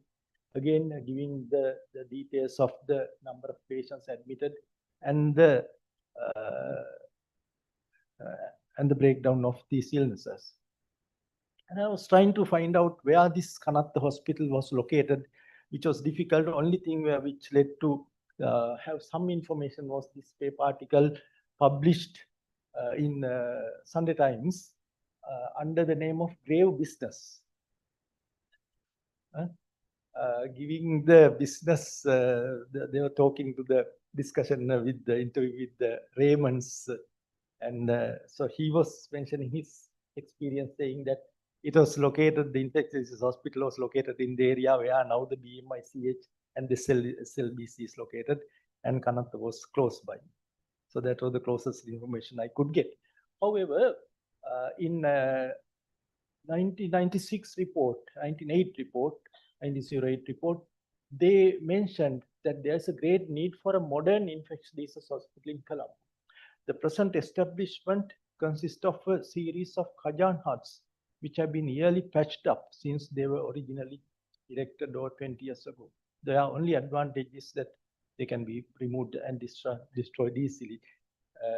So the need for a new hospital was stressed also by the municipal council. The latter part is from the report from the municipal council, which again says the municipal council recognizes the necessity of erecting a proper infectious diseases hospital, and measures are now under consideration for the establishment of such an institution. Now, this was in 1908. However, patients were continued to admitted to. So this is the proposed hospital about that. And the question of erection of this hospital has been under consideration for some years, 2 years now. And I selected the site at Colonna, which was approved by the principal civil medical officer delayed at the insistence of the government in connection with, I understand, the question of the site. So the patients continue to be admitted to the infectious disease hospital at Kanatte, and in 1919 report, administrative report says again about the hospital at Kanatte, and but they further mention it is the new infectious disease hospital so long talked of has not been started yet. It is hoped that a new up-to-date infectious disease hospital will be built shortly. This more than 10 years after it was proposed to be built. And again, it says no start has been made on the construction of a new and up-to-date infectious disease hospital, which is really required, but it is hoped to do so next year. So the next year comes in admin report 2024, still the same old hospital at Kanatte Hospital, and the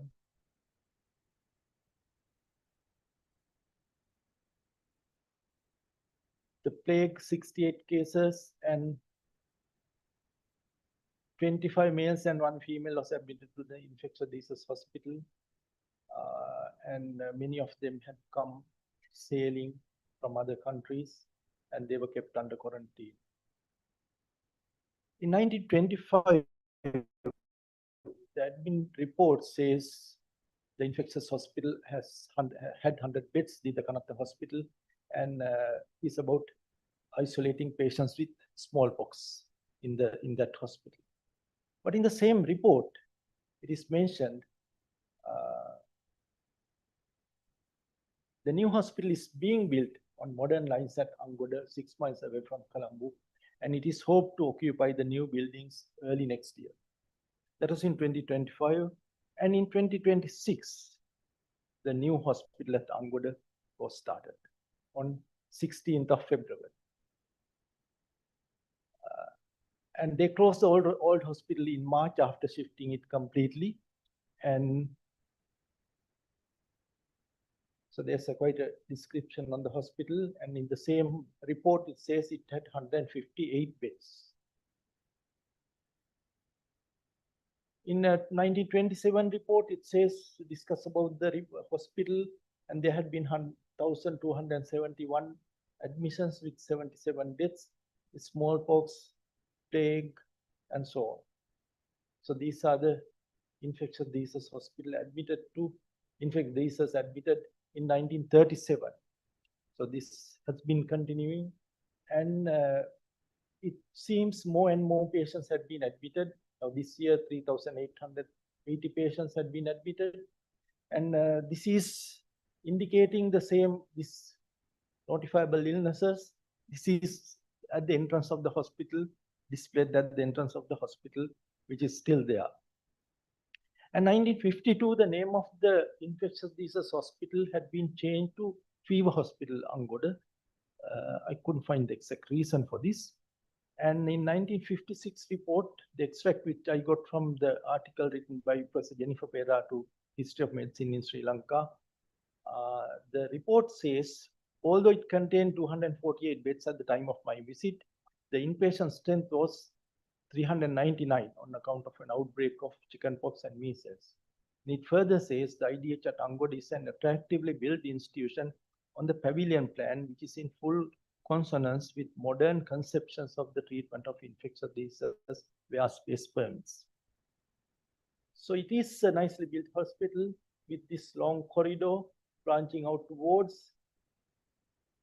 The long corridor, you can see the wards branching out wards. So it's a well ventilated hospital with the small wards with very good ventilation. And I think that is the concept they have been promoting. And they were separated from each other so that you can segregate patients with one infectious disease without contacting the other people.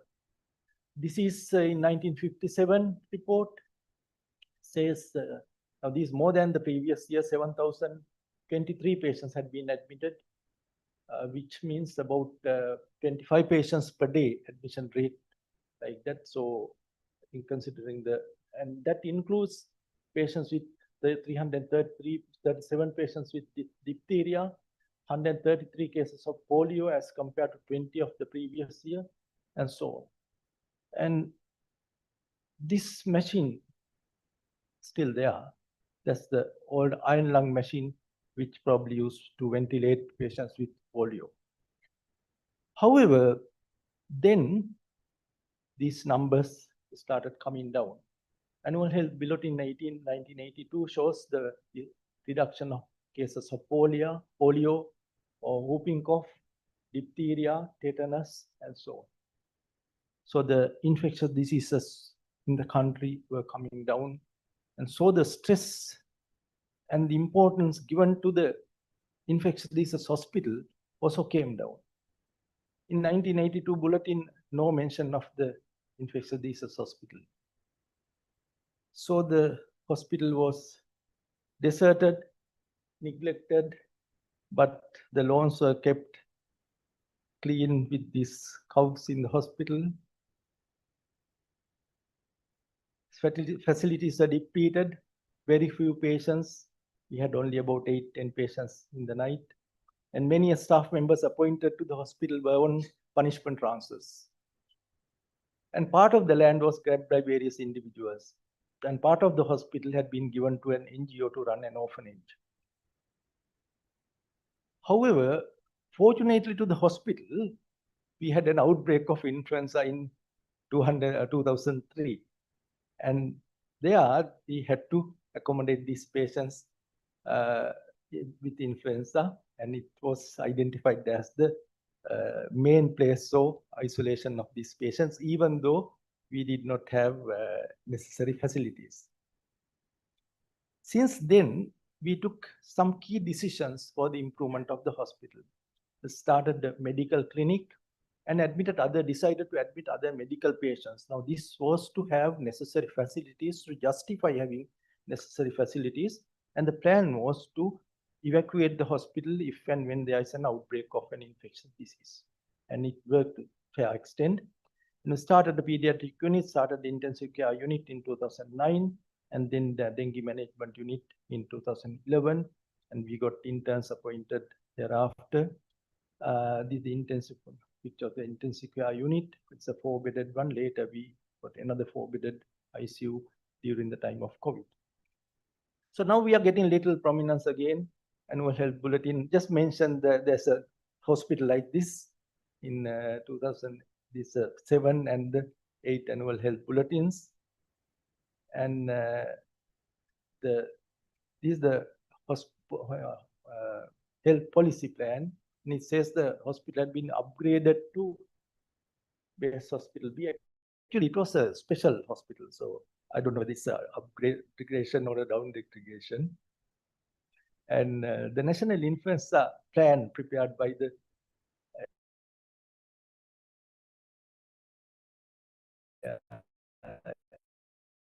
EPID unit is a focal point of management of cases at national level. And then in 2011, we started the dengue unit.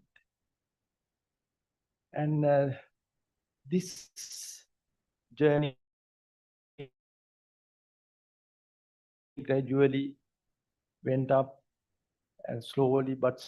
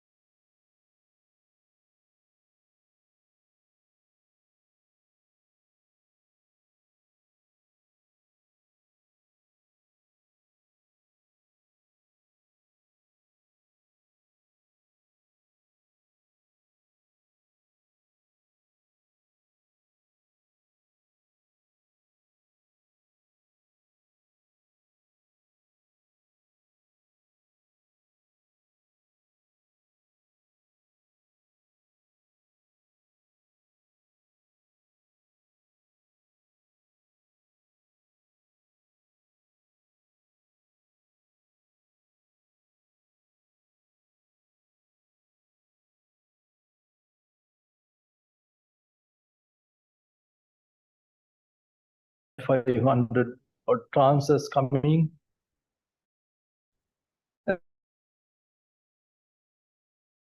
The next year, there was a WHO consultant to give recommendations on dengue management. We had about 500 patients.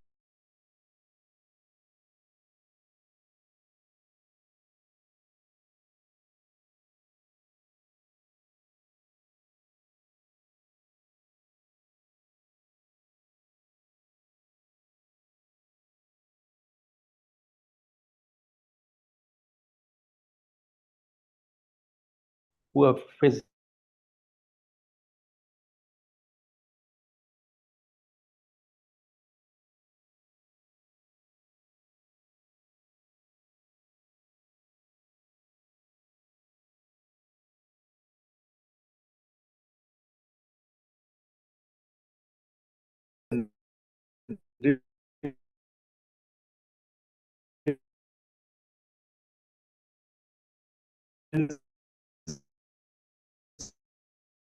done, and we were handling discrimination. We were not sort of isolating or separating them. And not only that, in addition to this, we did many research work as well. So going with what is discussed in the morning, we tested an Ayurvedic preparation with the involvement of Ayurvedic preparation physicians for COVID. And then we did another RCT for ivermectin. So we had capacity build development in many ways, isolation capacity, critical care, diagnostic and imaging. So by now, we have outpatient department, preliminary care unit, medical unit, pediatric unit, dengue unit with HDU, isolation unit. We have two intensive care units, four beds each, HIV unit, and we have a training center, blood bank, hematology and biochemistry lab, microbiology lab. BSL level 3 lab is being built at the moment. PCR lab, which we got as a donation during the COVID time. And we got a seat. Yeah.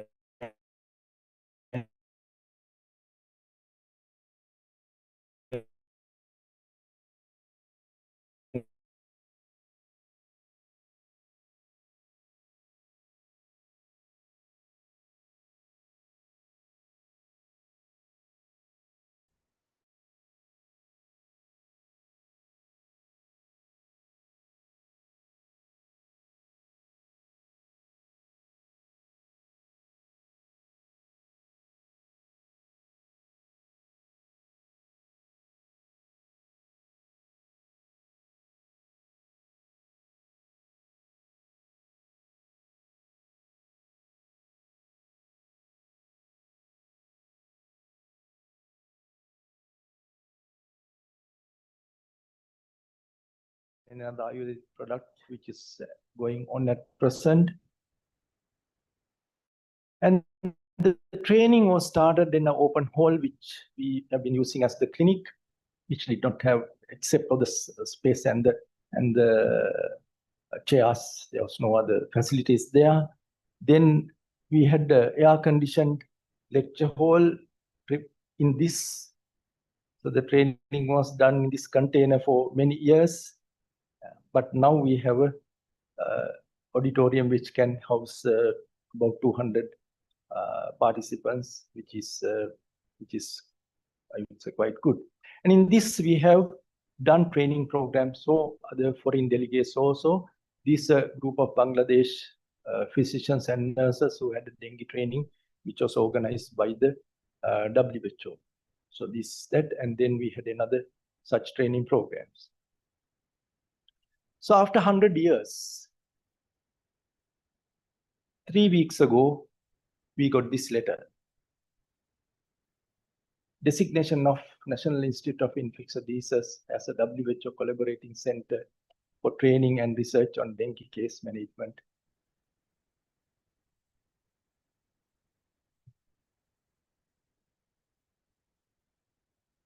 So thank you.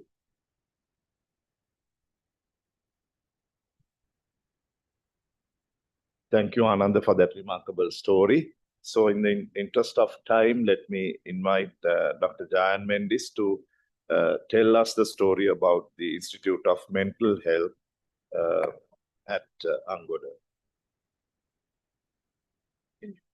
Each speaker is given 20 minutes in the interest of time, and this thing I'll give a brief reminder at 15 minutes so that you know where you stand. Otherwise, it's lunchtime and people might get a hypoglycemic attack. So we'll give a reminder at 15 minutes. Okay, thank you very much. Thank you very much for giving me the opportunity to discuss about what's happened to mental health.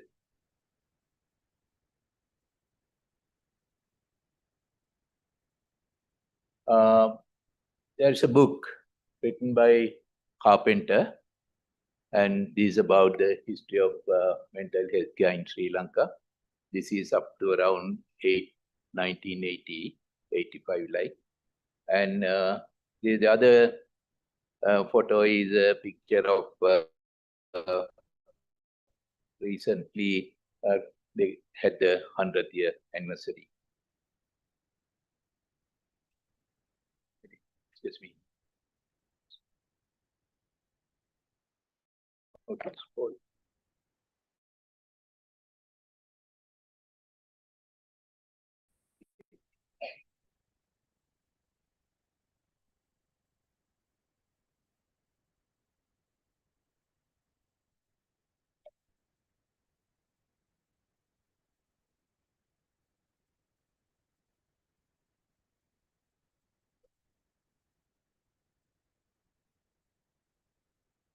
You see, this also during what happened is that the mental health care is initially started to manage through the during the Portuguese colonization period.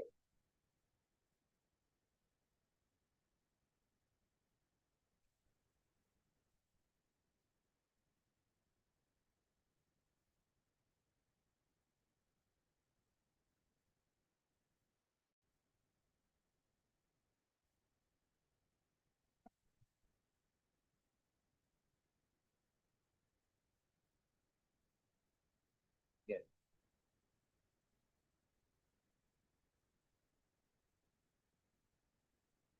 Yeah, then what happened was that after the in 1981, the people with mental illness in Ceylon was held in jails, and there is no distinction between the mentally ill people versus the convict, and the treatment mainly used by chain and the solitary confinement. And 1841 reform, the British opened the first lunatic asylum in Colombo.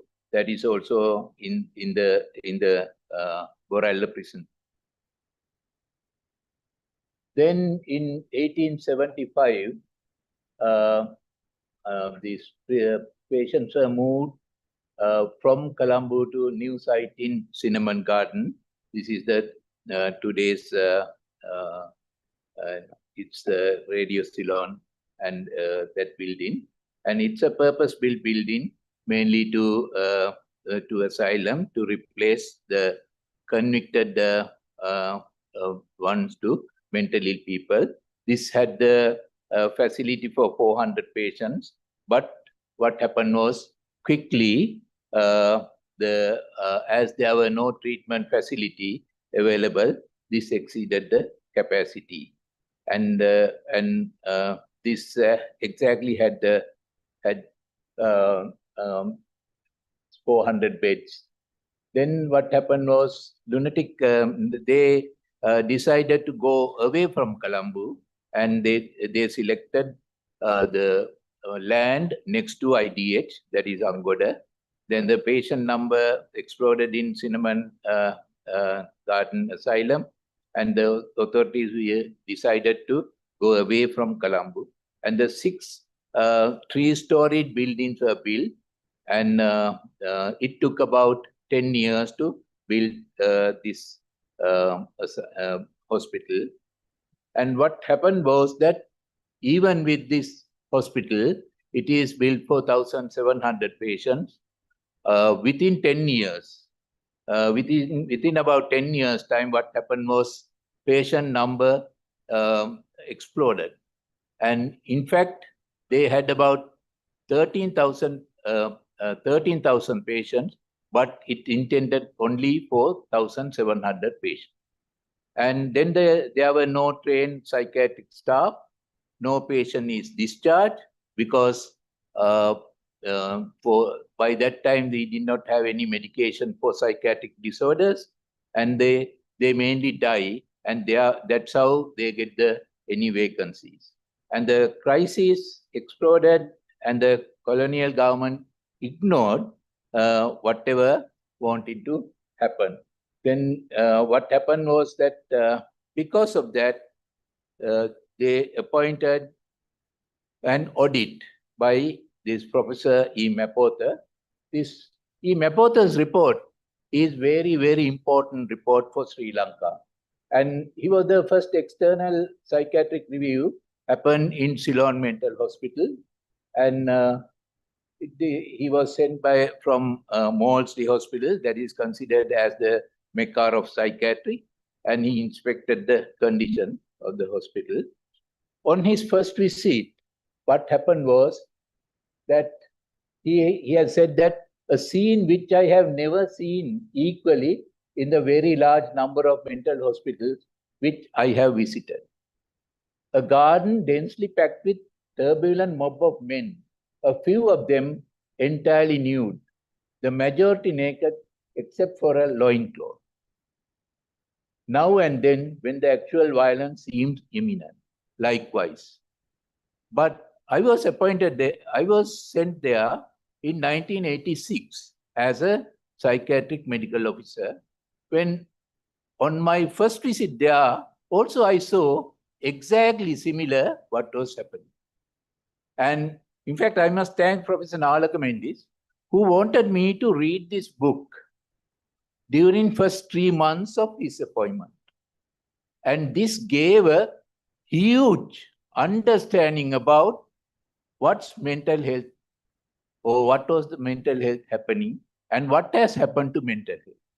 In fact, as a medical officer, I thought that I should become the director of this hospital, even though that I have not done anything, because it was so painful to see people like this lying in corridors.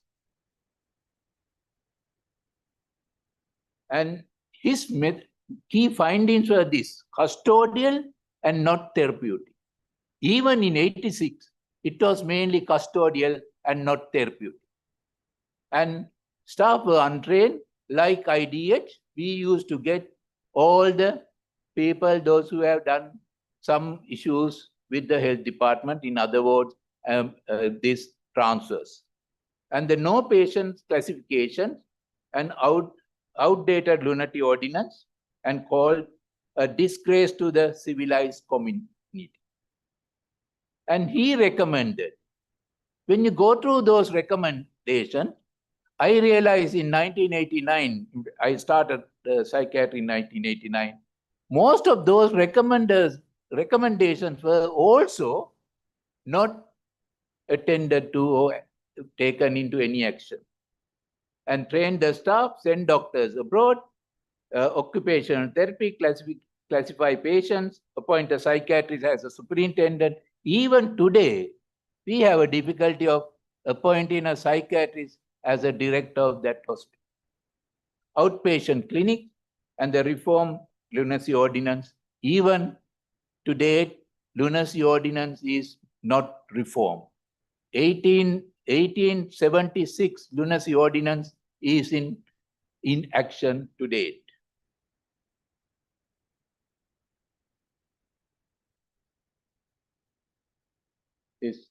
As a result of Mapotha's report, the first outpatient clinic was established in Colombo National Hospital.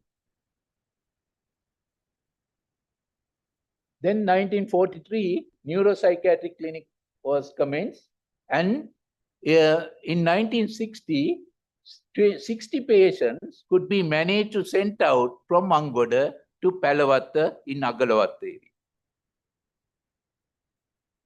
In 19 50s, drugs came to Sri Lanka, and thereby, with the introduction of chlorpromazine, and some of the patients could be discharged.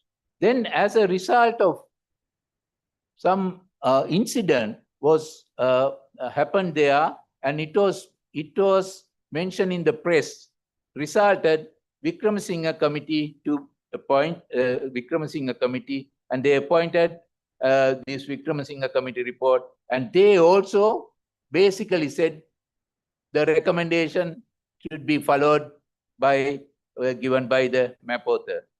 And what happened was, then we started some wards in the other parts of the country, Colombo, Galle, Kandy, Nagoda.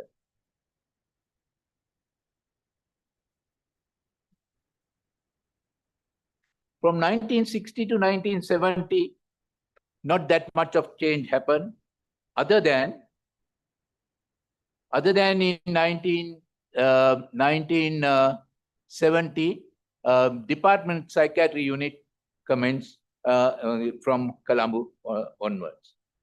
Then I was appointed there as a director in 2002, and then we thought that we need to do some changes. And College of Psychiatry is also held, and at the same time, we could manage to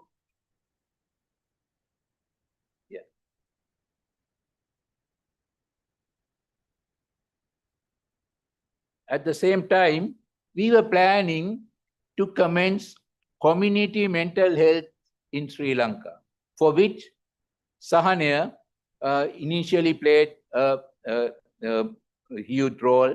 Then we started training medical officers of mental health. This also training happened in Sahanaya initially, and then later took over to the ministry.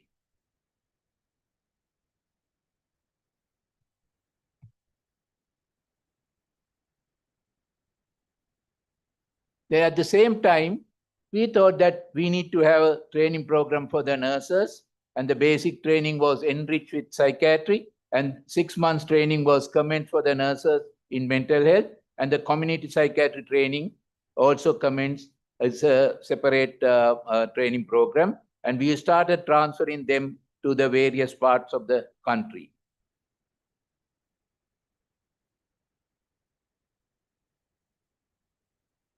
Then in 1996, then President, Mrs. Chandrika Kumanatunga appointed the Suicide Prevention committee, and the recommendation. As a result of that, number of suicide has been reduced remarkably in Sri Lanka.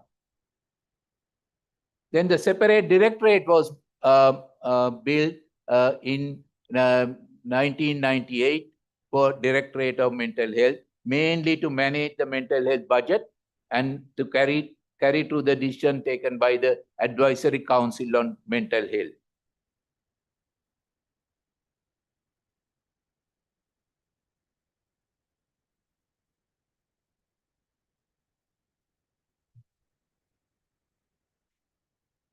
Then the first new mental health policy was commenced from 2005 onwards, and this policy gave the policy framework for the development of mental health in Sri Lanka and the progression of the mental health in Sri Lanka.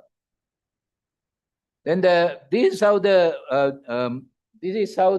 consultant units and the mental health was distributed in Sri Lanka in 2005. Then what we did was, we gradually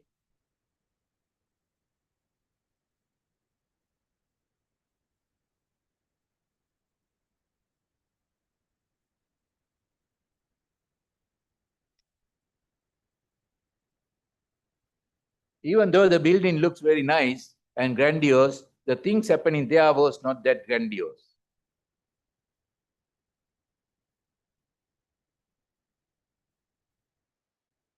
This National Institute of Mental Health was mainly built for the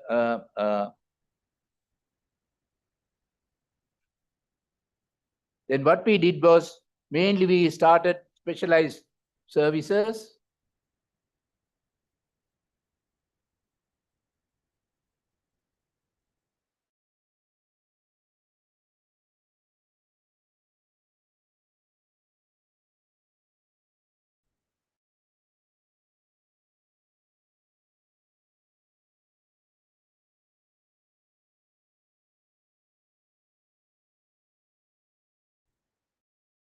is the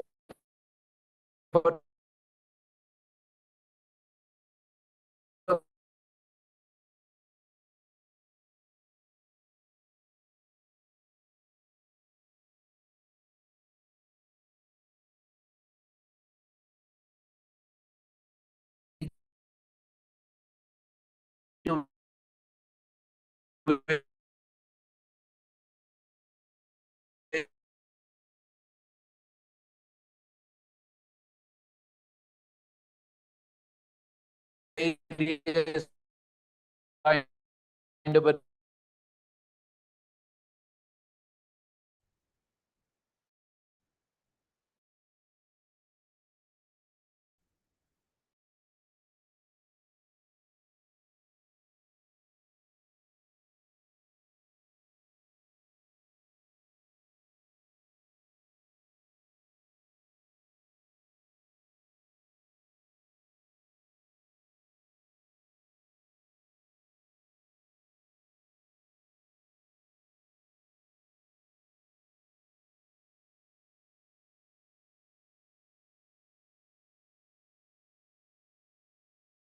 staff going and seeing patients. Now you see the gradual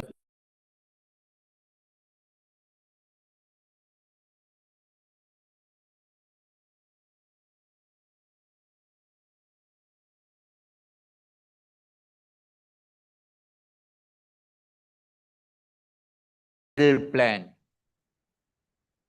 And as a result, what happens is that now they give at least respectable address for Angoda. Thank you very much. Thank you, Dr. Mendes. In the interest of time, I will not take any questions, but I will invite Dr. Sumal Nandasena to talk about the Health Unit or the National Institute of Health Sciences in Kalutara.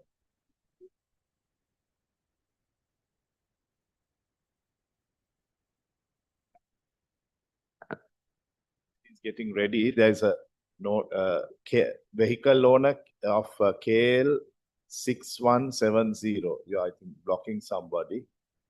KL 6170. Please go down and help with the security. Thank you. Thank you so much, Chair and the ladies and gentlemen.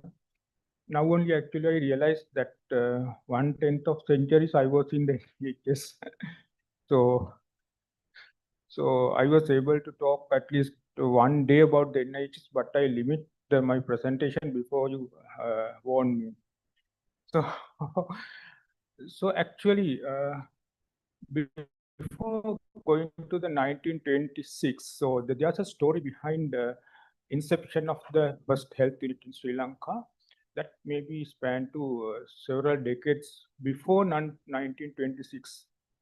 So that is because, as we all know, state health workers came from the India to Sri Lanka by walk, and many had many diseases across, especially the hookworm infection, and the malaria was one of the threatening issues for them. And by 1912 census, there are about 500,000 state health workers in our country, and their sanitation was very poor. Now we can imagine even today the sanitation is poor among the state shelter, what it would have been at 19th century.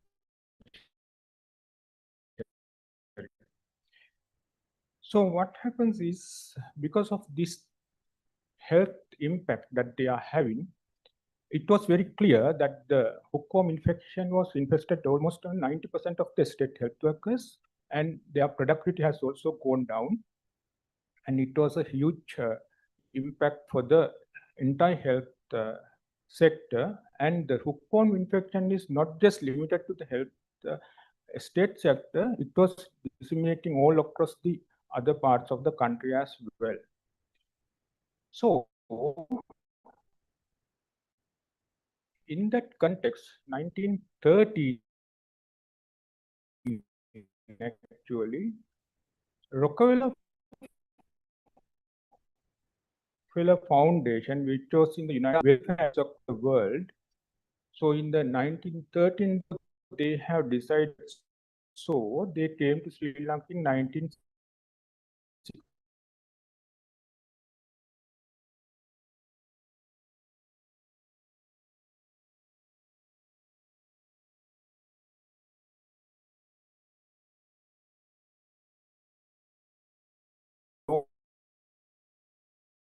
Launched first time different intervention activities in Sri Lanka. There's a very good lesson for us to learn how the public health system is important for a country. Their first look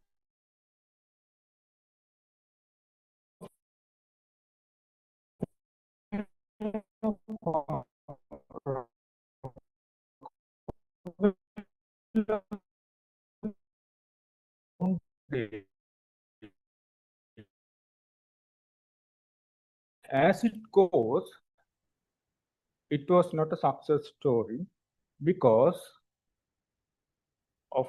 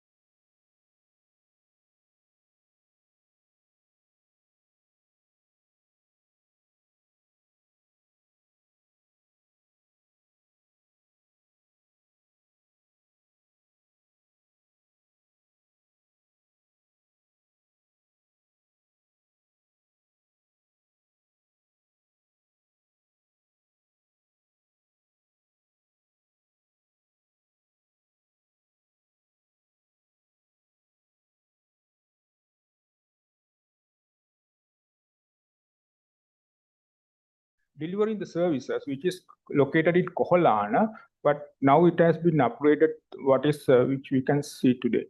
And first MOH was Dr. Chellappa. Then 1934, they shifted to their own health building, constructed building from the Cultural Municipal. So this is very kind of important thing. So the Dr. Chellappa joined with Dr. Jet Cox, who known as the Institutional Health Board representative to Sri Lanka. They wrote a book called Health Unit Procedure in Ceylon, Guide to Health Unit Procedure in Ceylon in 1929 or 1930. Well, the year is not very exact, but the content in the book is even valid for today, and even the duties are listed today. Mind you, telling though I am also a community physician, this book is having the set of annexes. So in the maps, these are the maps should be in the MOH clinic. So those are the same maps even to display in the MOH clinics. So then the expansion happens over. Then the main expansion happens in the 1930s and 40s and 50s. Then the replications happen across the country in the different places. I trace up the same picture they have done years back, decades back. So then main evolvement of the health unit system happens in the 1930s due to the two reasons. One is Great Depression from 1929 to several years, maybe more than 1933. There are many government decided, okay, we cannot build up more and more hospitals anymore. So we need to have preventive measures that we will reduce the number of people going into the hospitals. So that thought came with the Great Depression. So they were looking at the alternative ways, curing the people with a cost-effective manner. And then the malaria epidemic, where 80,000 people died in 5 months of period. So for the prevention of malaria, they need to have a good extensive public health system as well. Then malaria report done after the malaria epidemic clearly recommended have medical doctors also trained further regarding public health. So that is how the MO training started in somewhere in 1940s. So still today, the same MO training is continuing in the NIHS. And 1944, training center was separated from and updated as a unit for the MO office as a training center of the health unit. Then what happens in the 1966, that was further upgraded at the Institute of Hygiene. Actually, 1950s and 1960s were kind of revolutionary period for Sri Lankan health system. In the 1950s, Dr. Kamstam report was kind of a report which made the dramatical change in Sri Lanka relevant to the public health as well as medical administration. Then 1952, WHO was established. 1959, epidemiology unit was established. So many changes happened in our health system. Then Institute Hygiene called Swasta Ayatana in Sri Lanka. In Sinhala, even today, if I want to get down from a bus at NHS, so I have to say Swasta Ayatana Bahino. So then how that is how people know about the NHS even today. So then it was further upgraded to the NIHS, the name National Institute of Health Sciences. What happens was 1970s that the Alma-Ata Declaration was happened. Then with the Alma-Ata Declaration, there were many focus was going to the primary healthcare system. So with that, with the WHO influence, it was further elaborated as National Institute of Health Sciences. Now 100 years of institutional evolution. So it starts from very small training center, then centralized and to the NHS, then it was came into the modern era. So during this all 100 centuries, I am not going to statistics. If you talk about public health statistics, so there's a contribution from NIHs for that. And I don't think any of the public health personnel in this country have at least several days training within the NIHs. So or even PGM trainees, MD, MSc community medicine have at least 1 month training attachment to the NIHs, even today. So it has been happened from the 1940s up to today as well. So this is my last slide. So now NIH is in full-blown capacity. So last a decade or two, there are many things happen there. Upgradements happen. Even today, there is a lot of upgrades are happening. And angles, but it is also suffering from certain limitations as any of the other institutions are having like HR issues and so on. But being kind of shining as a public health institute, most important and most remarkable public health institute of the country, even today. Thank you so much. So I think I stop for time.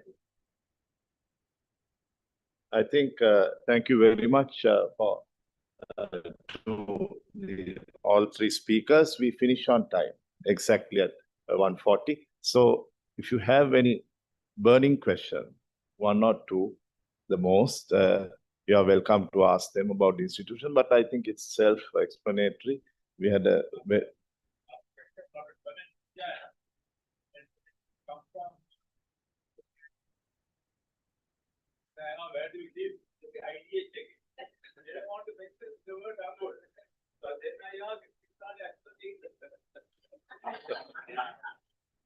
I think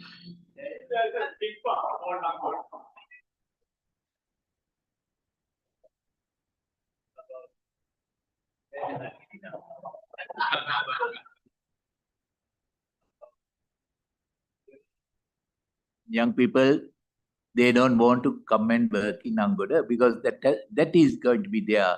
But if the institution is improved, if the place is delivering well, definitely the stigma will go down. Anyhow, stigma is attached to psychiatry, mental health more than in other specialties, and that's the case. But we need to live with that stigma, and at the same time, those days, no patient would like to come and seek treatment from a psychiatrist for their first episode that early.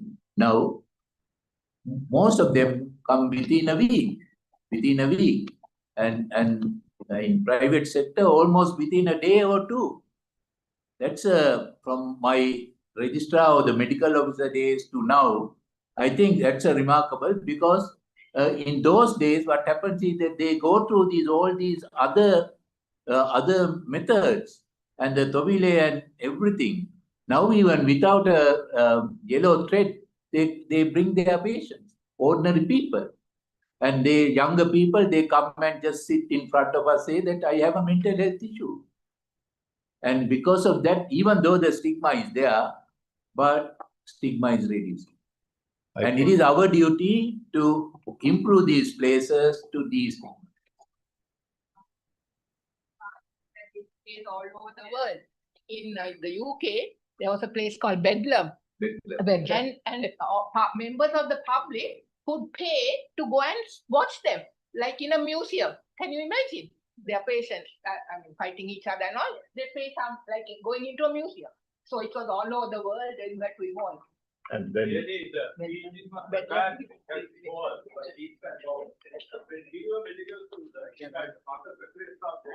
never took it seriously because it was not tested and it then. When I saw that Rona, I told Rajesh Jawan that they take to because the students are tested, they feel study for party. And that's how Prakash evolved as a separate subject. all three speakers. Yes. Yes. I think let me finish by thanking again all three speakers.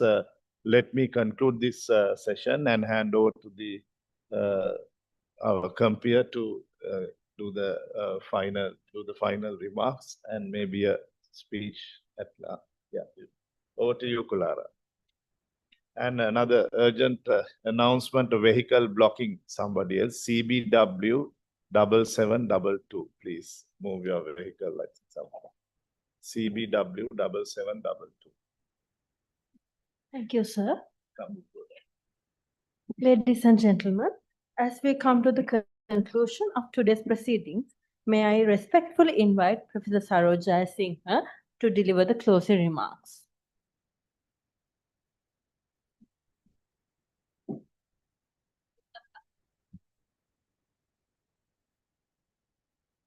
Good afternoon. Thank you very much, ladies and gentlemen. Firstly, I must thank all the speakers who came here and who spoke and dedicated so much time, especially Dr. Gamini Vijaysurya. See here, he cut short his trip in China and came for this lecture. So that's it. So thank you very much. And thank you all to all of you who have come here and stayed with us. We had 80 who came here, 80 plus with 20 plus on Zoom. So we've hit 100 plus this conference. And of course, I must tell you that we give you an academic feast, but the food is sparse. We are not bringing you all here to give food. There might be a piece of cake when you go out, if you are lucky, but no lunch. Sorry. Right. So the next, sorry, I can do it here. No? Well, the future, what are the future activities which we hope to do? Certainly, your emails are there and we have your permission, I hope, to have an email group, and the Sri Lanka Medical Library will hopefully take this forward with the History of Medicine group. And when it comes to the future educational activities, the foundation sessions of the SLMA is coming up in October, and there would be a joint session hopefully with the SLMA on history of medicine, and we want you all to attend that. Then we hope to have regular webinars and maybe lectures. And we are delighted to see how the University of Colombo has moved forwards in developing a course, a certificate course. And thank you very much, Darshi, for organizing it. And so that's going to be something which very concrete, which will happen, which will hopefully sensitize the next generation. The CG Uraboda oration happens in March 26th on his birthday. We respect one of our great historians, and hopefully we might combine with the SLMA and have an academic session at that time. So I think a lot of things we hope to do, and this has been a wonderful opportunity for us to meet all of you, and hopefully you all networked, and hopefully you all saw the poster sessions downstairs and met some of the authors there and discussed. So thank you very much once again, especially for those who have stayed here all these so many hours. There is a piece of cake. That's the birthday cake. Thank you very much. Thank you.